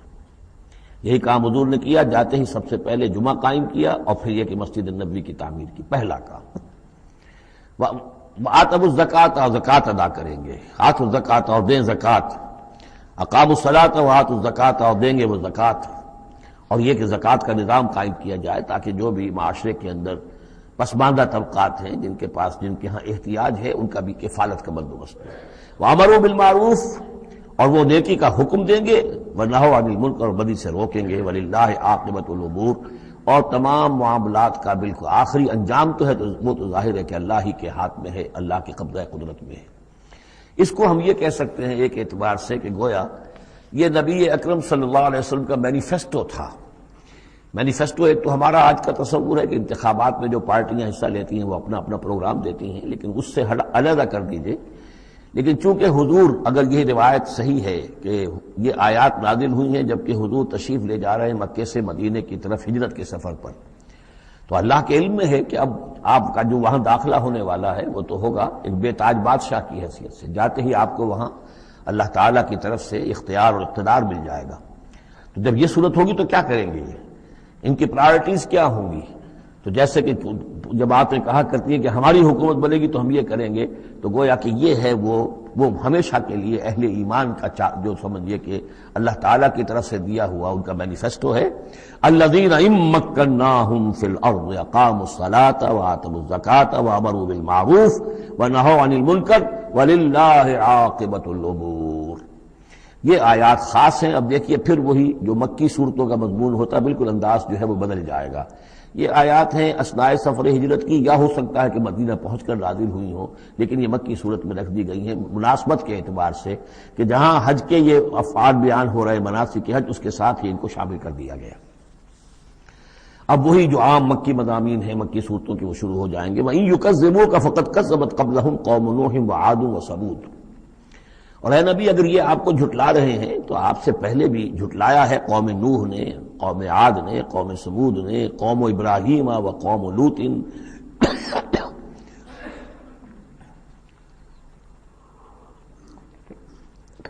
ابراہیم کی قوم نے اور لوط کی قوم نے، واصحاب مدین اور مدین والوں نے، وکذب موسیٰ اور موسیٰ کی بھی تکذیب کی گئی تھی. فاملیت للکافرین، تو میں نے کافروں کو کچھ ڈھیل دی، مہلت دی، ان کی رسی دراز کی. ثم اخذتهم، پھر میں نے ان کو پکڑ لیا.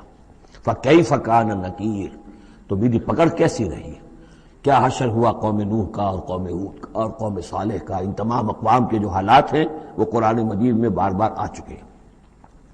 فکأی من قریۃ اہلکناھا، تو کتنی ہی ایسی بستیاں ہیں، آبادیاں ہیں جن کو ہم نے ہلاک کیا. وہی ظالمۃ، اور ہلاک یوں ہی نہیں کر دیا، وہ ظالم تھی، گناہ گار تھی، ان میں گناہ اتنا پھیل گیا تھا، شرک اور کفر کا اتنا دورہ ہو گیا تھا کہ گویا کہ وہ ایسے ہی تھا جیسے انسانی جسم کا کوئی حصہ اگر گل جائے تو اس کو کاٹ دینے ہی میں عافیت ہے، ورنہ پورے جسم کے لیے وہ چیز جو ہے وہ مضر ہوگی۔ ایمپوٹیشن ہو جاتی ہے، ہاتھ کا، آرم کا ایمپوٹیشن ہو گیا، پیر کا ایمپوٹیشن کر دیا گیا کہ اتنا گل سڑ گیا ہے کہ یہاں سے متعفن مواد جو ہے اگر خون میں جذب ہو کر پورے جسم میں جائے گا تو پوری جان جو ہے اس کی ہلاکت کا اندیشہ ہے۔ تو اللہ تعالیٰ اسی طریقے سے ان بستیوں کو کہ جو اس طریقے سے گندگی کا اور برائی کا اور معصیت کا اور سیئات کا برکت بن چکی ہوں اور وہ پھوڑا بن چکی ہوں، پھر ان کے لیے یہی اللہ تعالیٰ کی طرف سے سرجیکل آپریشن ہوتا رہا ہے۔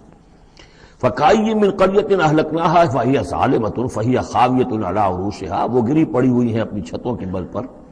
وَبِئْرٍ مُعَطَّلَةٍ، کتنے ہی کنویں ہیں کہ جو اب بند پڑے ہوئے ہیں، بڑی محنت سے لوگوں نے اپنے اپنے زمانوں میں کھودے ہوں گے، ان سے پانی پینے والے لوگ ہوں گے یا جم گھٹے رہا کرتے ہوں گے لوگوں کے، اب معطل پڑے ہوئے ہیں۔ وَقَصْرٍ مَشِيدٍ، کتنے ہی محل ہیں جو ان میں بڑی گچکاری کی گئی ہے، بہت انہیں مضبوط بنایا گیا ہے۔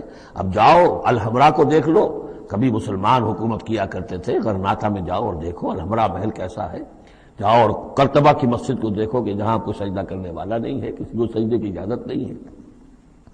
افلم یسیروا فی الارض، تو کیا یہ لوگ زمین میں گھومے پھرے نہیں ہیں؟ فتکون لہم قلوب یعقلون بہا، تو ہوتے ان کے دل جن سے یہ سمجھتے اور بات کو کی تہ تک پہنچتے۔ تو یہ جو لفظ قلب کے ساتھ عقل آیا ہے، اب اس کو اچھی طرح سمجھ لیجئے، چونکہ یہ بات میری تو آپ کے سامنے آ چکی ہے کہ میرے نزدیک انسان ایک مرکب وجود کا حامل ہے۔ اس کا ایک وجود حیوانی ہے، خالص حیوانی اور مکمل حیوان اور اعلیٰ ترین حیوان۔ انسان اعلیٰ ترین حیوان ہے، تمام حیوانوں میں سب سے افضل ہے، اور اس میں وہ ساری فیکلٹیز ہیں کہ جو حیوانات میں بھی ہوتی ہیں، لیکن اس کا ایک روحانی وجود ہے، وہ مکمل وجود ہے، انڈیپینڈنٹ ہے، بالکل اس حیوانی وجود سے ایک علیحدہ اور مستقل بذات وجود ہے۔ یہ دونوں کیسے جڑے ہوئے ہیں یہ ہم نہیں جانتے۔ وہ تو ہمیں یہ بھی معلوم نہیں کہ انسانی جسم میں جان کہاں ہے، کچھ پتہ نہیں، کہاں دل میں ہے کہیں ہے، تو دل تو بدل دیتے ہیں لوگ، پھر بھی وہ جان تو وہی کی وہی رہتی ہے۔ اب تو جو کچھ ہو رہا ہے آپ کو معلوم ہے، تو جان کہاں ہے، کس چیز سے متعلق، دماغ سے متعلق ہے، دل سے متعلق، کہاں سے متعلق؟ تو لائف ہی کو ہم نہیں جانتے، تو لائف سے آگے روح کا تعلق کس طور سے ہے ہم کیا جان سکتے ہیں؟ ہست رب الناس رابا جان الناس، اتصال بے تکیف بے قیاس، یہ متصل ہے، یہ جو روحانی وجود ہے اور حیوانی وجود ہے یہ متصل ہے، ملے ہوئے تو ہیں، لیکن یہ اتصال ایسا ہے بے تکیف بے قیاس، نہ اس کی کیفیت معلوم ہو سکتی ہے، نہ اس کو کسی اور چیز پر قیاس کیا جا سکتا ہے، لیکن ہے دو علیحدہ وجود۔ ایک وجود پہلے پیدا کیا گیا تھا، کما خلقناکم اول مرہ، دوسرا وجود اس عالم خلق کے اندر آتا ہے، اور ان میں سے ہر ایک کی، دونوں کی اپنی اپنی عقل ہے۔ روح کی اپنی عقل ہے، روح کی اپنی آنکھ ہے، روح کے اپنے کان ہیں، اور جسم کے حیوانی وجود کے اپنی آنکھیں ہیں، اپنے کان ہیں، اپنی عقل ہے۔ تو ان السمع والبصر والفؤاد، یہ حیوانی، یہ گویا کہ انسان کے جو حیوانی ذرائع علم ہے وہ یہ ہیں جن کے بارے میں گفتگو سورہ بنی اسرائیل کی اس آیت کے حوالے سے میں تفصیلاً کر چکا ہوں۔ ان السمع والبصر والفؤاد کل اولئک کان عنہ مسئولا۔ لیکن انسان کے اندر جو یہ روح ہے یہ دیکھتی بھی ہے، یہ سنتی بھی ہے، اس کے اپنے کان ہیں، وہ غیر مرئی کان ہیں، غیر مرئی آنکھیں ہیں، لیکن اس کی اپنی عقل ہے۔ اب یہاں دیکھیے یہ دونوں چیزیں واضح ہو جائیں گی۔ فَتَكُونَ لَهُمْ قُلُوبٌ يَعْقِلُونَ بِهَا، تو ہوتے ان کے دل کہ جن سے یہ بات سمجھتے، او آذان یسمعون بها، یا ہوتے کان جن سے یہ سنتے، فإنها لا تعمى الابصار ولكن تعمى القلوب التي في الصدور، اس لیے کہ آنکھیں اندھی نہیں ہوا کرتی، دل اندھے ہو جاتے ہیں جو سینوں کے اندر ہے۔ یہ کون سا اندھاپا ہے؟ ابو جہل اندھا تھا کس اعتبار سے؟ ابو لہب اندھا تھا کس اعتبار سے؟ ولید بن مغیرہ اندھا تھا کس اعتبار سے؟ ان کی آنکھیں تو اندھی نہیں تھی، ان کے دل اندھے ہو گئے تھے، ان کی روحیں اندھی ہو گئی تھی، ان کے اوپر اپنی دنیاوی اغراض، اپنی ضد، اپنی ہٹ دھرمی اور اپنے تکبر اور اپنے جو بھی ان کے اندر عصبیتیں تھیں، اس کی وجہ سے اس طریقے سے ان کے اوپر پٹیاں پڑ چکی تھی کہ وہ روح نہ دیکھتی تھی نہ سنتی تھی۔ یہ ہے اصل میں یہ معاملہ۔ فَإِنَّهَا لَا تَعْمَى الْأَبْصَارُ، ایک ہے آنکھیں اندھی، لیکن ہو سکتا ہے اس کا دل جو ہے وہ دوسروں سے کہیں زیادہ دیکھنے والا ہو، لیکن یہ کہ آنکھوں کا اندھا ہونا اتنا بڑی بات نہیں جتنا دل کا اندھا ہونا۔ فَلَمْ يَسِيرُوا فِي الْأَرْضِ فَتَكُونَ لَهُمْ قُلُوبٌ يَعْقِلُونَ بِهَا، تو کیا یہ زمین میں گھومے پھرے نہیں، پھر ہوتی ہیں ان کے دل کہ جن سے یہ بات کو سمجھتے، او آذان یسمعون بها، یا ہوتے کان، روح کے کان کہ جن سے یہ سنتے، دیدن دیگر آموز سنیدن دیگر آموز، اس لیے کہ ظاہر بات ہے بستیوں کو تو وہ دیکھتے تھے، کتا بھی دیکھ رہا ہے کہ کار آ رہی ہے، اسے بچنا ہے، وہ بھی اپنی جان بچاتا ہے، انسان نے بھی دیکھ لیا اور وہ بھی جان بچانے کے لیے ایک طرف ہو گیا، تو کوئی بڑا فرق نہیں۔ یہ حیوانی جو دیکھنا ہے وہ تو دیکھنا ہے، لیکن انسان کا دیکھنا کچھ اور ہے۔ فَإِنَّهَا لَا تَعْمَى الْأَبْصَارُ وَلَكِنْ تَعْمَى الْقُلُوبُ الَّتِي فِي الصُّدُورِ، اس لیے کہ دل آنکھیں اندھے نہیں ہوا کرتی بلکہ دل اندھے ہو جاتے ہیں جو سینوں کے اندر ہیں، اس لیے کہ روح کا مسکن قلب ہے، یہ ہم جانتے ہیں، روح کا مسکن قلب ہے، یہ ہم نہیں جانتے کہ کیسے، کس طرح۔ بہرحال دل کو آپ اگر کہیں کاٹیں گے پیٹیں گے تو کہیں وہ آپ کو اس میں روح نظر نہیں آئے گی، وہ غیر مرئی شے ہے، لیکن تعلق اس کا جو ہے وہ قلب انسانی کے ساتھ ہے۔ وَيَسْتَعْجِلُونَكَ بِالْعَذَابِ وَلَن يُخْلِفَ اللَّهُ وَعْدَهُ، اور یہ لوگ جلدی مچا رہے ہیں نبی آپ سے عذاب کی، اور اللہ تعالیٰ اپنے وعدے کی ہرگز خلاف ورزی نہیں کرے گا۔ وہ عذاب آئے گا، کس شکل میں آئے گا ابھی اللہ تعالیٰ نے اس کو چھپا کر رکھا ہوا ہے، کب آئے گا وہ بھی اللہ نے چھپایا ہوا ہے۔ وَإِنْ أَدْرِي أَقَرِيبٌ أَمْ بَعِيدٌ مَا تُوعَدُونَ، یہ ہم سورہ انبیاء میں پڑھائے ہیں کہ میں نہیں جانتا ہے نبی، آپ کہہ دیجئے قُلْ إِنْ أَدْرِي أَقَرِيبٌ أَمْ بَعِيدٌ مَا تُوعَدُونَ، کہ جس چیز کا تم سے وعدہ کیا جا رہا ہے، جس چیز کی دھمکی دی جا رہی ہے وہ قریب آ چکی ہے یا دور ہے۔ وَإِنَّ يَوْمًا عِندَ رَبِّكَ كَأَلْفِ سَنَةٍ مِّمَّا تَعُدُّونَ، اور یقیناً ایک دن آپ کے رب کے نزدیک 1000 برس کا ہے اس حساب سے جو تم تعداد جانتے ہو۔ انسانی عام حساب سے جو 1000 برس ہے، دنیا کا ہمارا حساب سے وہ در حقیقت اللہ کا ایک دن ہے۔ یہ مضمون چونکہ قرآن مجید میں پھر سورہ سجدہ میں پھر آئے گا، 2 مرتبہ آیا، تو یہ مضمون یوں سمجھیے کہ یہ محکمات میں سے، یہ متشابہات میں سے نہیں ہے، بات بہت بالکل پختہ ہے، واضح ہے۔ يُدَبِّرُ الْأَمْرَ مِنَ السَّمَاءِ إِلَى الْأَرْضِ ثُمَّ يَعْرُجُ إِلَيْهِ فِي يَوْمٍ كَانَ مِقْدَارُهُ أَلْفَ سَنَةٍ مِّمَّا تَعُدُّونَ، تو اللہ تعالیٰ کی جو تدبیر امر ہے، وہی جو 3 کام ابتدائی جو شاہ ولی اللہ دہلوی رحمۃ اللہ علیہ کی تصنیف حجت اللہ البالغہ کے حوالے سے میں بتا چکا ہوں، ابداع، خلق اور تدبیر تیسرا کام ہے۔ اس تیسرے کام کے ضمن میں اللہ کا جو بھی ایک نقشہ بنتا ہے اس کی مشیت کا، وہ 1000 سال کا ہوتا ہے ہمارے حساب سے، اس کا ایک دن ہے، وہ اس کی ایک پلاننگ ہو جاتی ہے، اس کے احکام جو ہے وہ فرشتوں کے حوالے کر دیے جاتے ہیں، اس کی پھر ایگزیکیوشن ہوتی ہے، تو 1000 برس کی پلاننگ ہے ہمارے حساب سے، اللہ کے ہاں وہ ایک دن ہے۔ وَكَأَيٍّ مِّن قَرْيَةٍ أَمْلَيْتُ لَهَا، اور کتنی ہی بستیاں ایسی ہوئی ہیں کہ جنہیں ہم نے ڈھیل دی تھی، وَهِيَ ظَالِمَةٌ، لیکن وہ تھیں گناہ گار، ثُمَّ أَخَذْتُهَا، پھر میں نے ان کو پکڑ لیا، وَإِلَيَّ الْمَصِيرُ، اور میری ہی طرف لوٹ کر آنا ہے۔ قُلْ يَا أَيُّهَا النَّاسُ إِنَّمَا أَنَا لَكُمْ نَذِيرٌ مُّبِينٌ، کہہ دیجئے اے نبی، اے لوگو، میں ہوں ایک خبردار کرنے والا، صاف صاف تمہارے لیے ایک خبردار کرنے والا آیا ہوں، ڈرانے والا آیا ہوں، بتا دینے والا ہوں کہ یہ مراحل زندگی کے آنے والے ہیں۔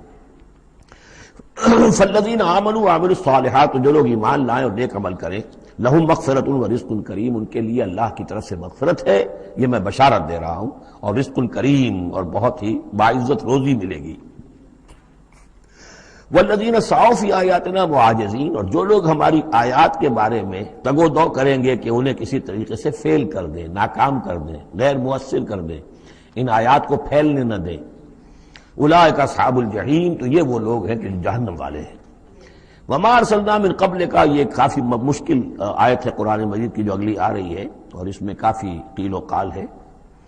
وما ارسلنا من قبلک من رسول ولا نبی الا اذا تمنى القى الشیطان فی امنیته، اور نہیں بھیجا ہم نے آپ سے پہلے بھی کوئی رسول، اے نبی صلی اللہ علیہ وسلم، نہ کوئی رسول نہ نبی، الا اذا تمنا، مگر یہ کہ جب اس نے خود خیال باندھا، کوئی پلاننگ کی، کوئی نقشہ بنایا اپنے کام کا۔ ایک تو یہ کہ اللہ کی طرف سے ہدایت آ رہی کہ اب یہ کیجئے، اب یہ کیجئے، اب یہ کیجئے، ظاہر بات ہے کہ اس میں تو کسی خطا کا کوئی امکان ہی نہیں، وہی چاہے وہ وہی جلی ہو اور چاہے وہی خفی ہو، نبی کے لیے وہی جلی وہی خفی دونوں محفوظ ہیں۔ وہی خفی کے اندر بھی شیطان یا شیطانی قوتیں کوئی دراندازی نہیں کر سکتی، لیکن یہ کہ کبھی ایسا بھی ہوتا ہے کہ وہی کی طرف سے کوئی بات نہیں آئی ہے۔ ظاہر بات ہے کہ یہ نہیں سمجھنا چاہیے کہ نبی کی حیثیت بالکل ایسے ہے جیسے وہ کسی زمانے میں، آج کل تو شاید وہ معاملہ ختم ہو گیا، وہ تار جو جاتے تھے گٹ گٹ ہو رہی ہے، ادھر سے ہو رہی ہے، ادھر سے وہ جو مشین بول رہی ہے، تو بیچ میں تو مشین ہے، کچھ نہیں ہے۔ تو ایسا نہیں ہے کہ نبی کی اپنی کوئی شخصیت ہی نہ ہو، نبی کی اپنی کوئی سوچ ہی نہ ہو، نبی کی اپنی کوئی پلاننگ ہی نہ ہو۔ یہ تو عام انسان بھی دیکھیے، اگر کوئی آپ کو یہ کہے بس آپ کو تو جو کہا کرتے چلے جاؤ، تو آپ کہیں گے میری شخصیت، میری بھی کوئی سوچ ہے، میری بھی کوئی اس معاملے کے اندر مجھے بھی کوئی رائے جو ہے۔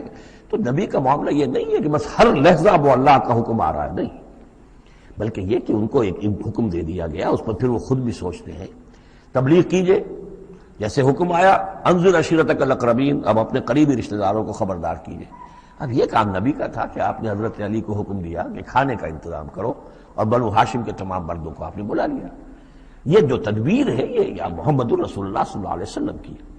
ان تدبیروں میں ایسا ہو سکتا ہے کہ کسی وقت کوئی خطا ہو جائے، کسی وقت کوئی بات جو ہے غلط بھی ہو جائے۔ یہ بات چونکہ اس کا ذاتی اجتہاد ہے، چنانچہ صحابہ کرام بھی یہ کرتے تھے۔ غزوہ بدر میں حضور نے جہاں حکم دیا تھا کیمپ لگانے کا، تو وہ جا کر بعض صحابہ پہنچ گئے کہ حضور دیکھیے اگر تو یہ وحی کے حکم کے تحت ہے، جو اللہ کا حکم ہے کہ یہاں کیمپ ہمارا ہونا چاہیے، سر تسلیم خم ہے۔ اگر یہ آپ کی ذاتی رائے ہے تو پھر ذرا اگر آپ اجازت دیں تو ہم کچھ اپنی رائے بھی پیش کریں۔ آپ نے فرمایا ہاں کہو۔ انہوں نے عرض کیا کہ ہمارے نزدیک جو تجربہ ہمیں جنگوں کا ہے، اس کی بنا پر ہم یہ سمجھتے ہیں کہ ہمارا جو پڑاؤ ہے، ہمارا کیمپ وہاں لگنا چاہیے، اس وادی کے اس گوشے میں۔ آپ نے فرمایا ٹھیک ہے، یہاں سے خیمے اٹھاؤ اور وہاں لگا لو۔ ظاہر بات ہے یہ تدبیر تھی ذاتی تھی محمد الرسول اللہ صلی اللہ علیہ وسلم کی۔ اس میں اختلاف کی صحابہ کو گنجائش ہے اور انہیں اپنی رائے پیش کرنے کا بھی موقع ہے۔ اگر یہ وہی سے ہوتا تو ظاہر بات ہے کہ پھر وہاں سے کوئی سوال پیدا نہیں ہوتا تھا کہ وہاں سے کیمپ اکھاڑا جائے۔ تو اس طرح کے معاملے میں خطا بھی ہو سکتی ہے، غلطی بھی ہو سکتی ہے، اور اس قسم کے معاملے میں کوئی در اندازی جو ہے شیطان کی طرف سے بھی ممکن ہے۔ اب یہ مسئلہ ایسا ہے کہ چونکہ عصمت انبیاء کے بارے میں جو بہت حساس، تمام اہل ایمان جو ہے بہت حساس ہیں، تو یہ آیت جو ہے تو یہ گویا کہ یوں سمجھیے کہ یہ حلق میں پھنس جاتی ہے، اس کو اس طریقے سے قبول کرنا بڑا مشکل ہے۔ تو تعویلیں بڑی دور راسکار بھی کی گئی ہیں، لیکن میرے نزدیک اس کی بالکل سیدھی سی بات ہے۔ یہاں تک کہ میں آپ کو واقعہ بتا چکا ہوں تعبیر نخل کا، کہ حضور نے مدینے میں جا کر کہا کہ یہ آرٹیفیشل پالینیشن وغیرہ کے لیے تم جو قریب کر دیتے ہو کھجور کے نر اور مادہ پھولوں کو قریب لے آتے ہو تاکہ فرٹیلائزیشن زیادہ ہو جائے اور پھر یہ کہ پھل زیادہ ہو جائے، نہ کرو تو کیا ہے، آپ کے بس یہ کہنے سے صحابہ نے نہیں کیا، لیکن یہ کہ فصل کم ہو گئی۔ اب انہوں نے ڈرتے ڈرتے عرض کیا کہ حضور آپ نے یہ فرمایا تھا، ہم نے نہیں کیا، تعبیر نخل اس سال ہم نے نہیں کی تھی، فصل کم ہو گئی ہے۔ فرمایا انتم عالم بامور دنیاکم، یہ معاملات تمہارے، میں یہ سکھانے تمہیں نہیں آیا، ایگریکلچر سکھانے نہیں آیا تمہیں میں تو آیا ہوں یہ ہدایت دینے کے لیے۔ جو ہدایت میں دوں، جو میری جو نبوت اور رسالت کا جو ایشو ہے، جو اس کا موضوع ہے، اس پر تمہیں میری ہر بات کو ماننا ہے، لیکن یہ جو تمہارے معاملات ہیں یہ تجرباتی معاملات ہیں۔ اب دیکھیے تجرباتی، چونکہ وہ تجربہ تھا انہیں، وہ کرتے تھے، زراعت کرتے تھے، اور انہیں یہ اندازہ ہو گیا تھا کہ ایسا ہو تو اس سے یہ کہ پھل زیادہ ہوتا ہے، تو تجربے پر تھا، اور تجربے ہی کی بنیاد پر سائنس ہے۔ پوری سائنس کیا ہے؟ ایکسپیریمنٹیشن ہے نا، اسی کے اوپر تو یہ سائنس ڈیولپ ہوئی ہے۔ ان چیزوں کو جو ہے وہ اس سے خارج سمجھیے، اس میں کوئی تعلق جو ہے دین کا اس سے نہیں ہے۔ انتم اعلم بامور دنیاکم، تم اپنے ان دنیاوی معاملات کو جو تجربے پر جس کا دار و مدار انحصار ہے مجھ سے بہتر جانتے ہیں۔ یہ حدیث ہے بخاری شریف کی، الحمدللہ اللہ تعالیٰ ان پر لاکھوں نعمتیں اور اپنی رحمتیں نازل فرمائے، یہ چیزیں محفوظ رہ گئی ہیں ہمارے لیے، تبھی تو ہمارے لیے کچھ کہنے کا اور بولنے کا موقع ہے۔ تو فرمایا انتم عالم بامور دنیاکم۔ اسی طریقے کا مسئلہ یہ ہے وما ارسلنا من قبلک من رسول ولا نبی الا اذا تمنا، جب وہ کوئی اپنی سکیم بناتے ہیں، اپنی پلاننگ کرتے ہیں، القى الشیطان فی امنیتہ، تو شیطان ان کے خیال میں کچھ ڈال دیتا ہے۔ امنیہ کہتے ہیں تمنا، آرزو۔ اب دیکھیے آدمی سوچتا ہے یہ حسرہ ہو جانا چاہیے، یہ کام یوں ہونا چاہیے، مثلا جب کہ آپ نے دیکھا کہ مکہ مکرمہ میں تو میرا قیام ناممکن ہو گیا ہے، اس لیے کہ ابو طالب کے انتقال کے بعد وہ جو خاندانی ایک پروٹیکشن حاصل تھی بنو ہاشم کی وہ ختم ہو گئی، اور اب خاندان بنی ہاشم کا سردار بھی ابو لہب ہو گیا ہے کہ جو بہت ہی سخت دشمن ہے ذاتی طور پر حضور کا۔ تو پھر آپ نے سوچا اب کیا کروں، کس طرف جاؤں، کدھر دیکھوں، کسے آواز دوں؟ تو آپ نے طائف کا سفر کیا، لیکن یہ کہ وہاں پہ آپ جو ہے ناکام وہاں سے آنا پڑا، وہاں کوئی آپ کو ریسپانس نہیں ملی، بلکہ زندگی کا سخت ترین دن جو ہے حضرت عائشہ صدیقہ رضی اللہ تعالیٰ عنہ کی روایت موجود ہے، ان کے ہوش کے دوران تو سمجھیے کہ غزوہ احد کا دن سخت ترین تھا، تو انہوں نے کبھی پوچھ لیا کہ حضور آپ پر احد کے دن سے بھی سخت دن کوئی گزرا ہے؟ آپ نے فرمایا ہاں، طائف کا دن مجھ پر اس سے کہیں زیادہ سخت تھا، وہ سختی ہوئی حضور پر۔ لیکن اللہ تعالیٰ کی مشیت میں کیا تھا کہ یہ سعادت جو ہے یہ طائف کے لیے نہیں لکھی تھی، یہ سعادت یثرب کے لیے لکھی تھی، جو مدینہ منورہ بننے کی سعادت جو ہے، مدینہ النبی بننے کی سعادت اللہ کی حکمت میں مدینہ کے لیے تھی۔ وہاں حضور گئے بھی نہیں اور وہاں کے 6 آدمی ایمان لے آئے اور کھڑکی کھل گئی۔ وما ارسلنا من قبلک من رسول ولا نبی الا اذا تمنى القى الشیطان فی امنیته فینسخ اللہ ما یلقی الشیطان، پھر اللہ منسوخ کر دیتا ہے، ختم کر دیتا ہے اس چیز کو کہ جو شیطان نے ڈالا ہوتا ہے۔ ثم یحکم اللہ آیاتہ، پھر اللہ تعالیٰ اپنے فیصلوں کو پختہ کر دیتا ہے۔ یہاں آیت جو ہے آیات ہی فیصلوں کے معنی میں ہے۔ واللہ علیم الحکیم، اور اللہ سب کو جاننے والا کمال حکمت والا ہے۔ یہ توجیہ ہے میرے نزدیک، اور یہ قریب ترین ہے اس توجیہ سے کہ جو موضح القرآن میں شاہ عبد القادر رحمۃ اللہ علیہ ان کی طرف سے ہے، تو اس حوالے سے واقعہ یہ ہے کہ مجھے اس پر کافی اطمینان ہے۔ لِيَجْعَلَ مَا يُلْقِي الشَّيْطَانُ فِتْنَةً فِي قُلُوبِهِم مَّرَضٌ لِلَّذِينَ فِي قُلُوبِهِم مَّرَضٌ، اور اس میں بھی اللہ کی ایک حکمت ہے کہ شیطان کی طرف سے جو کوئی آمیزش ہو جاتی ہے کسی وقت اس قسم کے معاملات میں، تو اس کو اللہ تعالیٰ فتنہ بنا دیتا ہے ان لوگوں کے لیے جن کے دلوں میں مرض ہوتا ہے، روگ ہوتا ہے، والقاسیۃ قلوبہم، اور جن کے دل سخت ہو چکے ہوتے ہیں۔ وَإِنَّ الظَّالِمِينَ لَفِي شِقَاقٍ بَعِيدٍ، اور یقیناً ظالم جو ہیں وہ تو یقیناً مخالفت میں اور دشمنی میں بہت دور جا چکے ہیں۔ وَلِيَعْلَمَ الَّذِينَ أُوتُوا الْعِلْمَ، اور یہ تاکہ جان لے وہ لوگ کہ جنہیں علم دیا گیا تھا، انہ الحق من ربک، کہ یہ سب حق ہے آپ کے رب کی طرف سے، پھر جو بھی آخری فیصلہ اللہ کا آتا ہے اس پر پورا انشراح ہو جاتا ہے۔ فیؤمنوا بہ، تو وہ اس پر ایمان رکھتے ہیں، فتخبت لہ قلوبہم، اور اس پر ان کے دل جو ہے وہ اللہ کے سامنے جھک جاتے ہیں۔ وان اللہ لہادی الذین آمنوا الی صراط مستقیم، اور یقیناً اللہ تعالیٰ ہدایت دینے والا ہے ان کو جو ایمان لائیں سیدھے راستے کی طرف۔ یعنی کبھی اس طرح کی کوئی غلطی ہو بھی جائے، ایبریشنز جس کو ہم کہیں گے، ذرا کہیں ہو بھی جائے تو اللہ تعالیٰ پھر راستہ سیدھا کر دیتا ہے اور پھر ان کے رخ کو بالکل صحیح سمت میں موڑ دیتا ہے۔ وَلَا يَزَالُ الَّذِينَ كَفَرُوا فِي مِرْيَةٍ مِّنْهُ، اور یہ لوگ جو کفر کر رہے ہیں ان کو تو یہ تو شک و شبہ ہی میں رہیں گے، ان کے شکوک و شبہات کبھی ختم ہونے والے نہیں ہیں۔ حَتَّىٰ تَأْتِيَهُمُ السَّاعَةُ بَغْتَةً، یہاں تک کہ یا تو قیامت آ دھمکے ان پر اچانک، اور یاتیہم عذاب یوم عقیم، یا پھر وہ عذاب جو ہے بانج دن کا، یعنی ایسا دن کہ جو خیر سے خالی ہوگا، بانج ہوگا، بانج دن یوم عقیم کا جو عذاب ہے وہ ان پر مسلط ہو جائے۔ الملک یومئذ للہ، اس دن راج ہوگا پھر صرف اللہ کا، کسی کے پاس کوئی اختیار نہیں ہوگا۔ یحکم بینہم، یعنی یہ کہ آج بھی راج تو اللہ ہی کا ہے، حکم اسی کا چل رہا ہے، لیکن یہ کہ پھر بھی کچھ نہ کچھ پردے پڑے ہوئے ہیں، کچھ نہ کچھ ڈرامے سے ہو رہے ہیں کہ یہاں یہ بادشاہ صاحب ہیں اور یہاں یہ سردار ہے قبیلے کا، کچھ نہ کچھ لوگوں کے نگاہوں کے اوپر پردے پڑے ہوئے، لیکن ایک دن آئے گا کہ وہ سب پردے اٹھ جائیں گے۔ لمن الملک اليوم للہ الواحد القہار، پکارا جائے گا آج کے دن کس کی بادشاہی ہے؟ اللہ کی جو واحد ہے، قہار۔ یحکم بینہم، وہ ان کے مابین فیصلہ کرے گا۔ فالذین آمنوا وعملوا الصالحات فی جنات النعیم، تو جو لوگ ایمان لائے اور انہوں نے نیک عمل کیے ہوں گے وہ ہوں گے جنتوں میں، نعمتوں والے باغات میں۔ والذین کفروا وکذبوا بآیاتنا، اور وہ لوگ کہ جو کفر کی روش اختیار کریں اور ہماری آیت کو جھٹلائیں، فاولئک لہم عذاب مہین، تو ان کے لیے ہوگا اہانت آمیز رسوا کن عذاب۔ والذین ہاجروا فی سبیل اللہ، اب دیکھیے یہ ہجرت کا، کیونکہ یہ بالکل یعنی مکی دور کے بالکل آخری زمانے کی یہ صورت ہے، بالکل متصل سمجھیے، جیسے کہ ہجرت کے متصل بعد سورہ بقرہ، ہجرت کے بالکل متصل قبل یہ سورہ حج۔ والذین ہاجروا فی سبیل اللہ ثم قتلوا، اور وہ لوگ جنہوں نے ہجرت کی اللہ کی راہ میں، پھر خواہ وہ قتل ہو گئے اور ماتو، یا یہ کہ اپنی طبعی موت مر گئے، لَيَرْزُقَنَّهُمُ اللَّهُ رِزْقًا حَسَنًا، دونوں صورتوں میں اللہ تعالیٰ ان کو لازماً بہت رزق حسن عطا فرمائے گا۔ وَإِنَّ اللَّهَ لَهُوَ خَيْرُ الرَّازِقِينَ، اور یقیناً اللہ ہی ہے بہترین رزق دینے والا۔ لَيُدْخِلَنَّهُمْ مُدْخَلًا يَرْضَوْنَ، اور وہ لازماً داخل کرے گا انہیں ان جگہ، ان مقامات پر کہ جن سے وہ راضی ہو جائیں گے۔ وَإِنَّ اللَّهَ لَعَلِيمٌ حَلِيمٌ، اللہ تعالیٰ یقیناً علیم ہے، سب کچھ جاننے والا، اور حلیم ہے، تحمل والا ہے۔ ذَلِكَ وَمَنْ عَاقَبَ بِمِثْلِ مَا عُوقِبَ بِهِ، یہ تو ہے ہی، اور یہ کہ جو شخص زیادتی کرے، جس نے بدلہ لیا بِمِثْلِ مَا عُوقِبَ بِهِ، جیسا کہ اس پر زیادتی کی گئی تھی، جیسا کہ اس پر ظلم کیا گیا تھا، ثُمَّ بُغِيَ عَلَيْهِ، پھر اس پر مزید زیادتی کی جائے، لَيَنْصُرَنَّهُ اللَّهُ، اللہ تعالیٰ اس کی لازماً مدد کریں گے۔ یعنی جو زیادتیاں ہو چکی ہیں مسلمانوں پر، اب ان کا حق ہے کہ ان کا بدلہ لیں، پھر اگر ان کی طرف سے اضافی زیادتی اور ہوگی تو پھر اللہ تعالیٰ کی طرف سے ان کی مدد کا پختہ وعدہ ہے۔ ان اللہ لعفو غفور، یقیناً اللہ تعالیٰ عفو اور غفور ہے، معاف فرمانے والا، درگزر کرنے والا ہے۔ ذالک بان اللہ یولج اللیل فی النہار، اور یہ اس لیے ہے یعنی یہ کہ اللہ تعالیٰ کا پورا یہ نظام کائنات کا اسی طرح چل رہا ہے، اسی عدل پر، انصاف پر۔ یہ نہ ہو تو جیسے کہ ابھی آیت آئی تھی کہ اگر ایک گروہ کو دوسرے گروہ کے ذریعے سے ہٹاتے نہ رہتے، نیست و نابود نہ کرتے رہتے، تو زمین میں فساد بن جاتا۔ لہدمت صوامع وبیع وصلوات ومساجد یذکر فیہا اسم اللہ کثیرا۔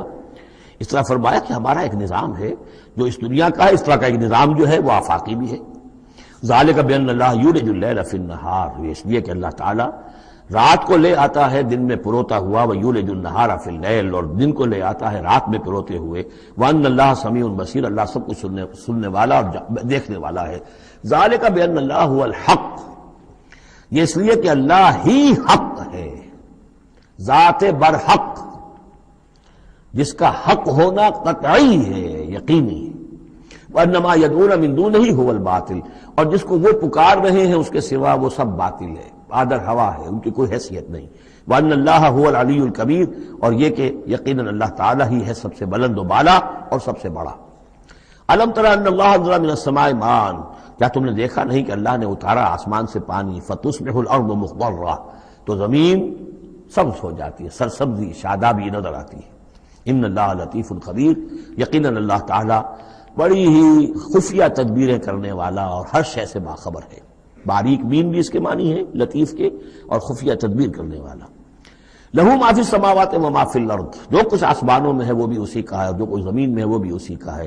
وان اللہ لہو الغنی الحمید، اور یقیناً اللہ تعالیٰ الغنی ہے، یعنی اسے کوئی احتیاج نہیں، الحمید ہے، اپنی ذات میں خود محمود ہے، ستودہ صفات ہے، اسے کسی حمد کی ضرورت نہیں۔ الم تر ان اللہ سخر لکم ما فی الارض والفلک تجری فی البحر بامرہ، کیا تم نے دیکھا نہیں کہ اللہ تعالیٰ نے تمہارے لیے مسخر کر دیا ہے، تمہاری خدمت گزاری میں، تمہاری ضروریات کی بہم رسانی میں لگا دیا ہے ان سب چیزوں کو جو زمین میں ہے، والفلک، اور کشتی کو، تجری فی البحر بامرہ، جو چلتی ہے سمندر میں اور دریا میں اس کے حکم سے، وَيُمْسِكُ السَّمَاءَ أَن تَقَعَ عَلَى الْأَرْضِ، اور وہی ہے جو تھامے ہوئے آسمان کو کہ وہ گر نہ جائے زمین پر، الا بإذنہ، مگر اس کے حکم سے۔ ان اللہ بالناس لرؤوف الرحیم، یقیناً اللہ تعالیٰ انسانوں کے حق میں بہت ہی شفیق ہے، نرمی کرنے والا ہے اور مہربان ہے۔ وَهُوَ الَّذِي أَحْيَاكُمْ، وہی ہے جس نے تمہیں زندہ کیا، یعنی پہلے تم مردہ تھے۔ یہ سورہ بقرہ میں بھی آیت آپ دیکھ چکے ہیں، بالکل اس کے ہم وزن آ رہی ہے۔ کیف تکفرون باللہ وکنتم امواتا فاحیاکم ثم یمیتکم ثم یحییکم ثم الیہ ترجعون۔ اب یہاں صرف یہ کہ کنتم امواتا کے الفاظ کو دوبارہ نہیں لائے، هو الذی احیاکم ثم یمیتکم ثم یحییکم، تم مردہ تھے پھر تمہیں زندہ کیا، پھر تمہیں موت دے گا پھر زندہ کرے گا۔ مردہ تھے یعنی یہ ہمارا وہ دور ہے جبکہ روحانی عالم ارواح میں ہم سے عہد لینے کے بعد ہمیں سلا دیا گیا، الست بربکم، اس کے بعد کسی کولڈ سٹوریج کے اندر تمام ارواح کو رکھ دیا گیا، وہ ہماری پہلی موت تھی، پہلی نیند تھی جو ہم سوئے رہے۔ اس کے بعد جاگے ہیں تو اس عالم خلق کے اندر کسی رحم مادر کے اندر وہ روح جو ہے وہ لا کر ایک جنین کے ساتھ جوڑ دی گئی، یہ ہمارا احیاء اول ہو گیا۔ اس کے بعد پھر یہاں ہم رہیں گے تو یہ زندگی ہے دوسری، اور اس کے بعد جب موت ہوگی تو احیاء یہ اماتہ ثانی ہو جائے گا، پھر اللہ اٹھائے گا باس بعد الموت، وہ احیاء ثانی ہو جائے گا۔ یہ سورہ غافر میں مضمون آئے گا، اس کا کلائمیکس جو ہے سورہ غافر میں ہے۔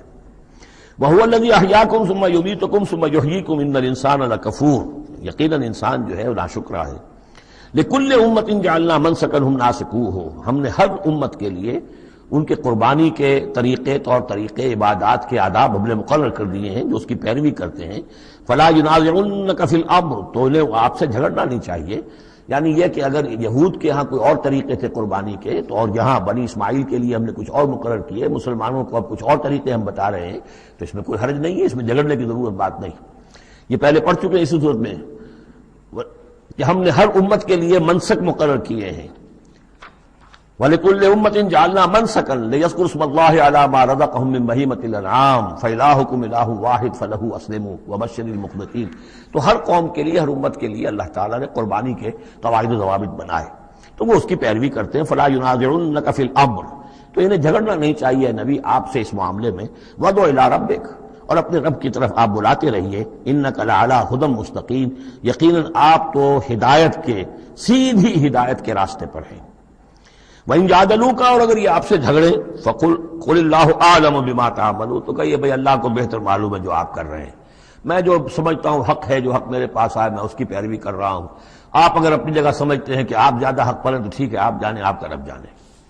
اللہ یحکم بینکم یوم القیامہ، اللہ فیصلہ کر دے گا تمہارے مابین قیامت کے دن، فیما کنتم فیہ تختلفون، ان تمام چیزوں کے بارے میں جس میں تم اختلاف کرتے رہے تھے. الم تعلم ان اللہ یعلم ما فی السماء والارض، کیا تم جانتے نہیں کہ اللہ تعالیٰ جانتا ہے جو کچھ کہ ہے آسمان میں اور زمین میں. ان فی ذالک کتاب، اور یہ ایک کتاب میں لکھا ہوا ہے، یہ وہی ام الکتاب ہے، وہی اللہ تعالیٰ کے علم قدیم کی کتاب ہے. ان ذالک علی اللہ یسیر، اور یہ چیز اللہ پر بہت آسان ہے، تمہیں مشکل معلوم ہوتا ہے. وَيَعْبُدُونَ مِن دُونِ اللَّهِ مَا لَمْ يُنَزِّلْ بِهِ سُلْطَانًا، اور وہ پوج رہے ہیں، پرستش کر رہے ہیں اللہ کے سوا ایسی چیزوں کی جس کے لیے کہ اللہ نے کوئی سند نہیں اتاری. یعنی اللہ کو تو ہم بھی مانتے ہیں، وہ بھی مانتے ہیں. اب اضافی جس کو وہ مانگ رہے ہیں تو اللہ کی طرف سے کوئی سند ہونی چاہیے ان کے لیے، تب تو درست ہے. اگر اللہ کی طرف سے سند نہیں ہے تو وہ بے بنیاد ہے. وَمَا لَيْسَ لَهُم بِهِ علم، نہ صرف یہ کہ کوئی سند نہیں ہے، کوئی علم بھی نہیں ہے، کوئی معقول بات ہو، کوئی دلیل ہو، کوئی بنیاد ہو، کوئی منطق کے اندر، کوئی عقل کے اندر، بالکل بے بنیاد باتیں. وَمَا لِلظَّالِمِينَ مِن نَصِيرٍ، ایسے ظالموں کا کوئی مددگار نہیں ہوگا. وَإِذَا تُتْلَىٰ عَلَيْهِمْ آيَاتُنَا بَيِّنَاتٍ، اور جب ان کو سنائی جاتی ہیں پڑھ کر ہماری آیات بینات، تعرف فی وجوہ الذین کفروا المنکر، تو تم دیکھتے ہو کہ ان کافروں کے چہروں کے اندر سخت ناگواری کے آثار پیدا ہو جاتے ہیں. بجائے اس کے کہ وہ اللہ کی آیات سن کر ان کے دل کھل اٹھیں، ان کے اندر خوشی کی کیفیت پیدا ہو، انبساط پیدا ہو. ہمارے رب کا کلام ہے، تعرف فی وجوہ الذین کفروا المنکر، تم دیکھتے ہو بڑی ناگواری کے آثار ہیں. یکادون یسطون بالذین یتلون علیہم آیاتنا، ان قریب ہوتا ہے کہ پل پڑیں گے، وہ حملہ آور ہو جائیں گے، کہ کبوٹی کر دیں گے ان کی جو انہیں ہماری آیات پڑھ کر سنا رہے ہیں. قل افانبئکم بشر من ذالکم، ان سے کہیے تو کیا میں تمہیں بتاؤں جس قدر تمہیں ناگواری اس وقت ہو رہی ہے، تم پر بڑی سختی بیت رہی ہے اللہ کی آیات جو تمہیں سنائی جا رہی ہیں، کیا اس سے بھی زیادہ بری بات کون سی ہے بتاؤں؟ النار، وہ آگ جس کے کہ تم مستحق ہو رہے ہو اپنے اس کفر اور انکار کی وجہ سے. وعدہ اللہ الذین کفروا، اللہ نے وعدہ کیا ہے اس آگ کا کافروں سے. وبئس المصیر، وہ بہت ہی برا ٹھکانہ ہے. اب جو یہ آخری رکوع آ رہا ہے سورہ مبارکہ کا، اس کے ترجمے سے پہلے مجھے تھوڑی سی تمہیداً کچھ بات عرض کرنی ہے. یہ جو ایک دعوت رجوع القرآن کی ایک تحریک ہم نے شروع کی، اور الحمدللہ کہ میں اس میں اپنی زندگی کے لگ بھگ 35 برس اب صرف کر چکا ہوں، اور اسی کے پھر کوک سے تنظیم اسلامی اور تحریک خلافت نے جنم لیا ہے.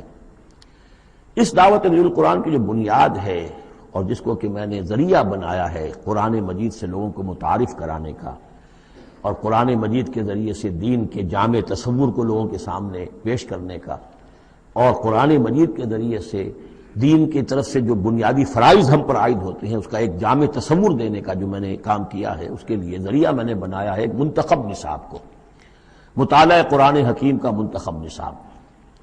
یہ جو منتخب نصاب ہے یہ تقریباً کل قرآن کے 1/15 حجم کے اندر یوں سمجھیے کہ 2 پاروں کے لگ بھگ ہے، مائنس پلس کم و بیش 2 پارے ہوں گے. تو اس میں ان آیات کو لیا گیا ہے کہ جن میں ایک تو یہ کہ دین کا جامع تصور بہت مختصر الفاظ میں سامنے آ جائے، اور جو فرائض دینی ہیں جس کا کہ ہم سے باز پرس ہونی ہے، جس کے بارے میں پوچھ گچھ ہونی ہے، تو اس کا صحیح تصور ہمیں معلوم ہے. نماز روزہ یہ تو فرض ہے، سب جانتے ہیں. اس کے علاوہ بھی کوئی چیز فرض ہے، کسی چیز کے بارے میں ہم مسئول ہیں، ذمہ داری ہماری ہے یا نہیں ہے. تو وہ جو منتخب نصاب ہے اس کے مختلف جو حصے ہیں، ہم کچھ حصوں سے گزرے ہیں، لیکن یہ میں آج سوچ رہا تھا کہ جیسے میں نے آپ کو بتایا تھا کہ حروف مقطعات کا معاملہ یہ ہے کہ 29 حروف ہیں یا 28 حروف ہیں عربی زبان کے الفابیٹس جو ہیں، شروع کے حصوں میں سے حروف میں سے بہت کم ہے جو حروف مقطعات میں آئے، اور آخری جو حصہ ہے اس کے تختی کے، اس کے بہت سے حروف ہیں، اکثر و بیشتر ہیں کہ جو حروف مقطعات میں آئے. تو یہ پہلی مرتبہ میرا ذہن ادھر گیا ہے کہ ہمارے اس منتخب نصاب میں بھی یہ چیز کوئی میرے پیش نظر نہیں تھی کہ جان بوجھ کر ایسا کیا ہو. زیادہ حصے اسباق وہی ہیں کہ جو نصف ثانی سے متعلق ہیں، بلکہ قرآن مجید کے آخری حصے سے زیادہ جو ہیں وہ اس میں مقامات اور آیات اور رکوع یا صورتیں شامل ہوئی ہیں. لیکن اس وقت اس کا تعارف میں یہ کرا رہا ہوں کہ اس کا ایک بڑا مرکزی درس ہے کہ جو اگلی جو یہ رکوع آ رہا ہے جو 6 آیات پر مشتمل ہے، یہ اس کا بڑا مرکزی درس ہے. یہ جو میرا منتخب نصاب ہے اس کے 6 حصے ہیں. نقطہ آغاز ہے سورۃ العصر، والعصر ان الانسان لفی خسر الا الذین آمنوا وعملوا الصالحات وتواصوا بالحق وتواصوا بالصبر. مختصر ترین صورت، جامع ترین صورت کہ انسان کی نجات کے یہ 4 لوازم ہیں: ایمان، عمل صالح، تواصی بالحق، تواصی بالصبر۔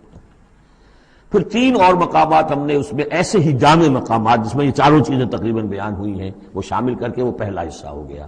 اس کا ایک درس ہم گزر چکے ہیں سورہ بقرہ میں، آیت البر، اس کا درس نمبر 2 ہے۔ لیس البر ان تولوا وجوہکم قبل المشرق والمغرب، نیکی جو تم نے سمجھی ہوئی ہے، کسی نے کسی شے کو نیکی سمجھا ہوا، کسی نے کسی کو نیکی سمجھا ہوا ہے۔ اصل نیکی کیا ہے، پوری نیکی کیا ہے، نیکی کی روح کیا ہے، جڑ بنیاد کیا ہے، نیکی کے مظاہر کیا ہیں، ان مظاہر میں پھر اقدمیت کس چیز کی ہے، اولیت کس شے کی ہے، ثانوی درجے میں کون سی ہے، پھر چوٹی کیا ہے، سمم بولم کیا ہے، سب سے اونچا جو مقام ہے، جو مقام مطلوب ہے وہ کیا ہے۔ اسی طریقے سے پھر اس کا دوسرا حصہ جو ہے اس منتخب نصاب کا، اس میں کچھ ایمان سے متعلق مباحث ہیں۔ ایمان کن چیزوں کا نام ہے، کیسے ایمان وجود میں آتا ہے، تو اس میں سورہ فاتحہ بھی ہے، وہ بھی ہم پڑھ چکے ہیں، اور پھر سورہ آل عمران کا جو آخری رکوع کی آیات تھی، ان فی خلق السماوات والارض واختلاف اللیل والنہار یہ بھی جو ہے لآیات لأولی الالباب۔ پھر یہ کہ ایک اور سبق اس کا وہ ہے جو اگلی جو صورت آج ہی ہم پڑھیں گے انشاءاللہ، سورہ نور کا جو 5واں رکوع ہے وہ بھی اس کا ایک سبق ہے۔ آج کے ہمارے اس حصے میں اصل میں 3 اسباق آ رہے ہیں کہ جو اس منتخب نصاب کے، اسی لیے میں نے مناسب سمجھا کہ اس منتخب نصاب کا آپ سے تعارف کرا دوں۔ پھر یہ تیسرا حصہ اس کا جو ہے وہ اعمال صالحہ، عمل صالح کی تفصیل کیا ہے، انفرادی سطح پر کیا عمل ہونا چاہیے، اجتماعی سطح پر کیا ہونا چاہیے، معاشرتی سطح پر کیسے ہونا چاہیے، ریاستی سطح پر کیا ہونا چاہیے۔ تو اس میں خاص طور پہ معاشرتی سطح سے متعلق وہ سورہ بنی اسرائیل کے 2 رکوع ہم پڑھ چکے ہیں جو 15ویں پارے میں آئے، سورہ بنی اسرائیل میں 3 اور 4 رکوع، جو میں نے عرض کیا تھا کہ یہ 10 کمانڈمنٹس جو ہیں تورات کے، گویا کہ ان کی یہ تعبیر ہے، قرآن مجید کی تشریح یہ ہے ان کی۔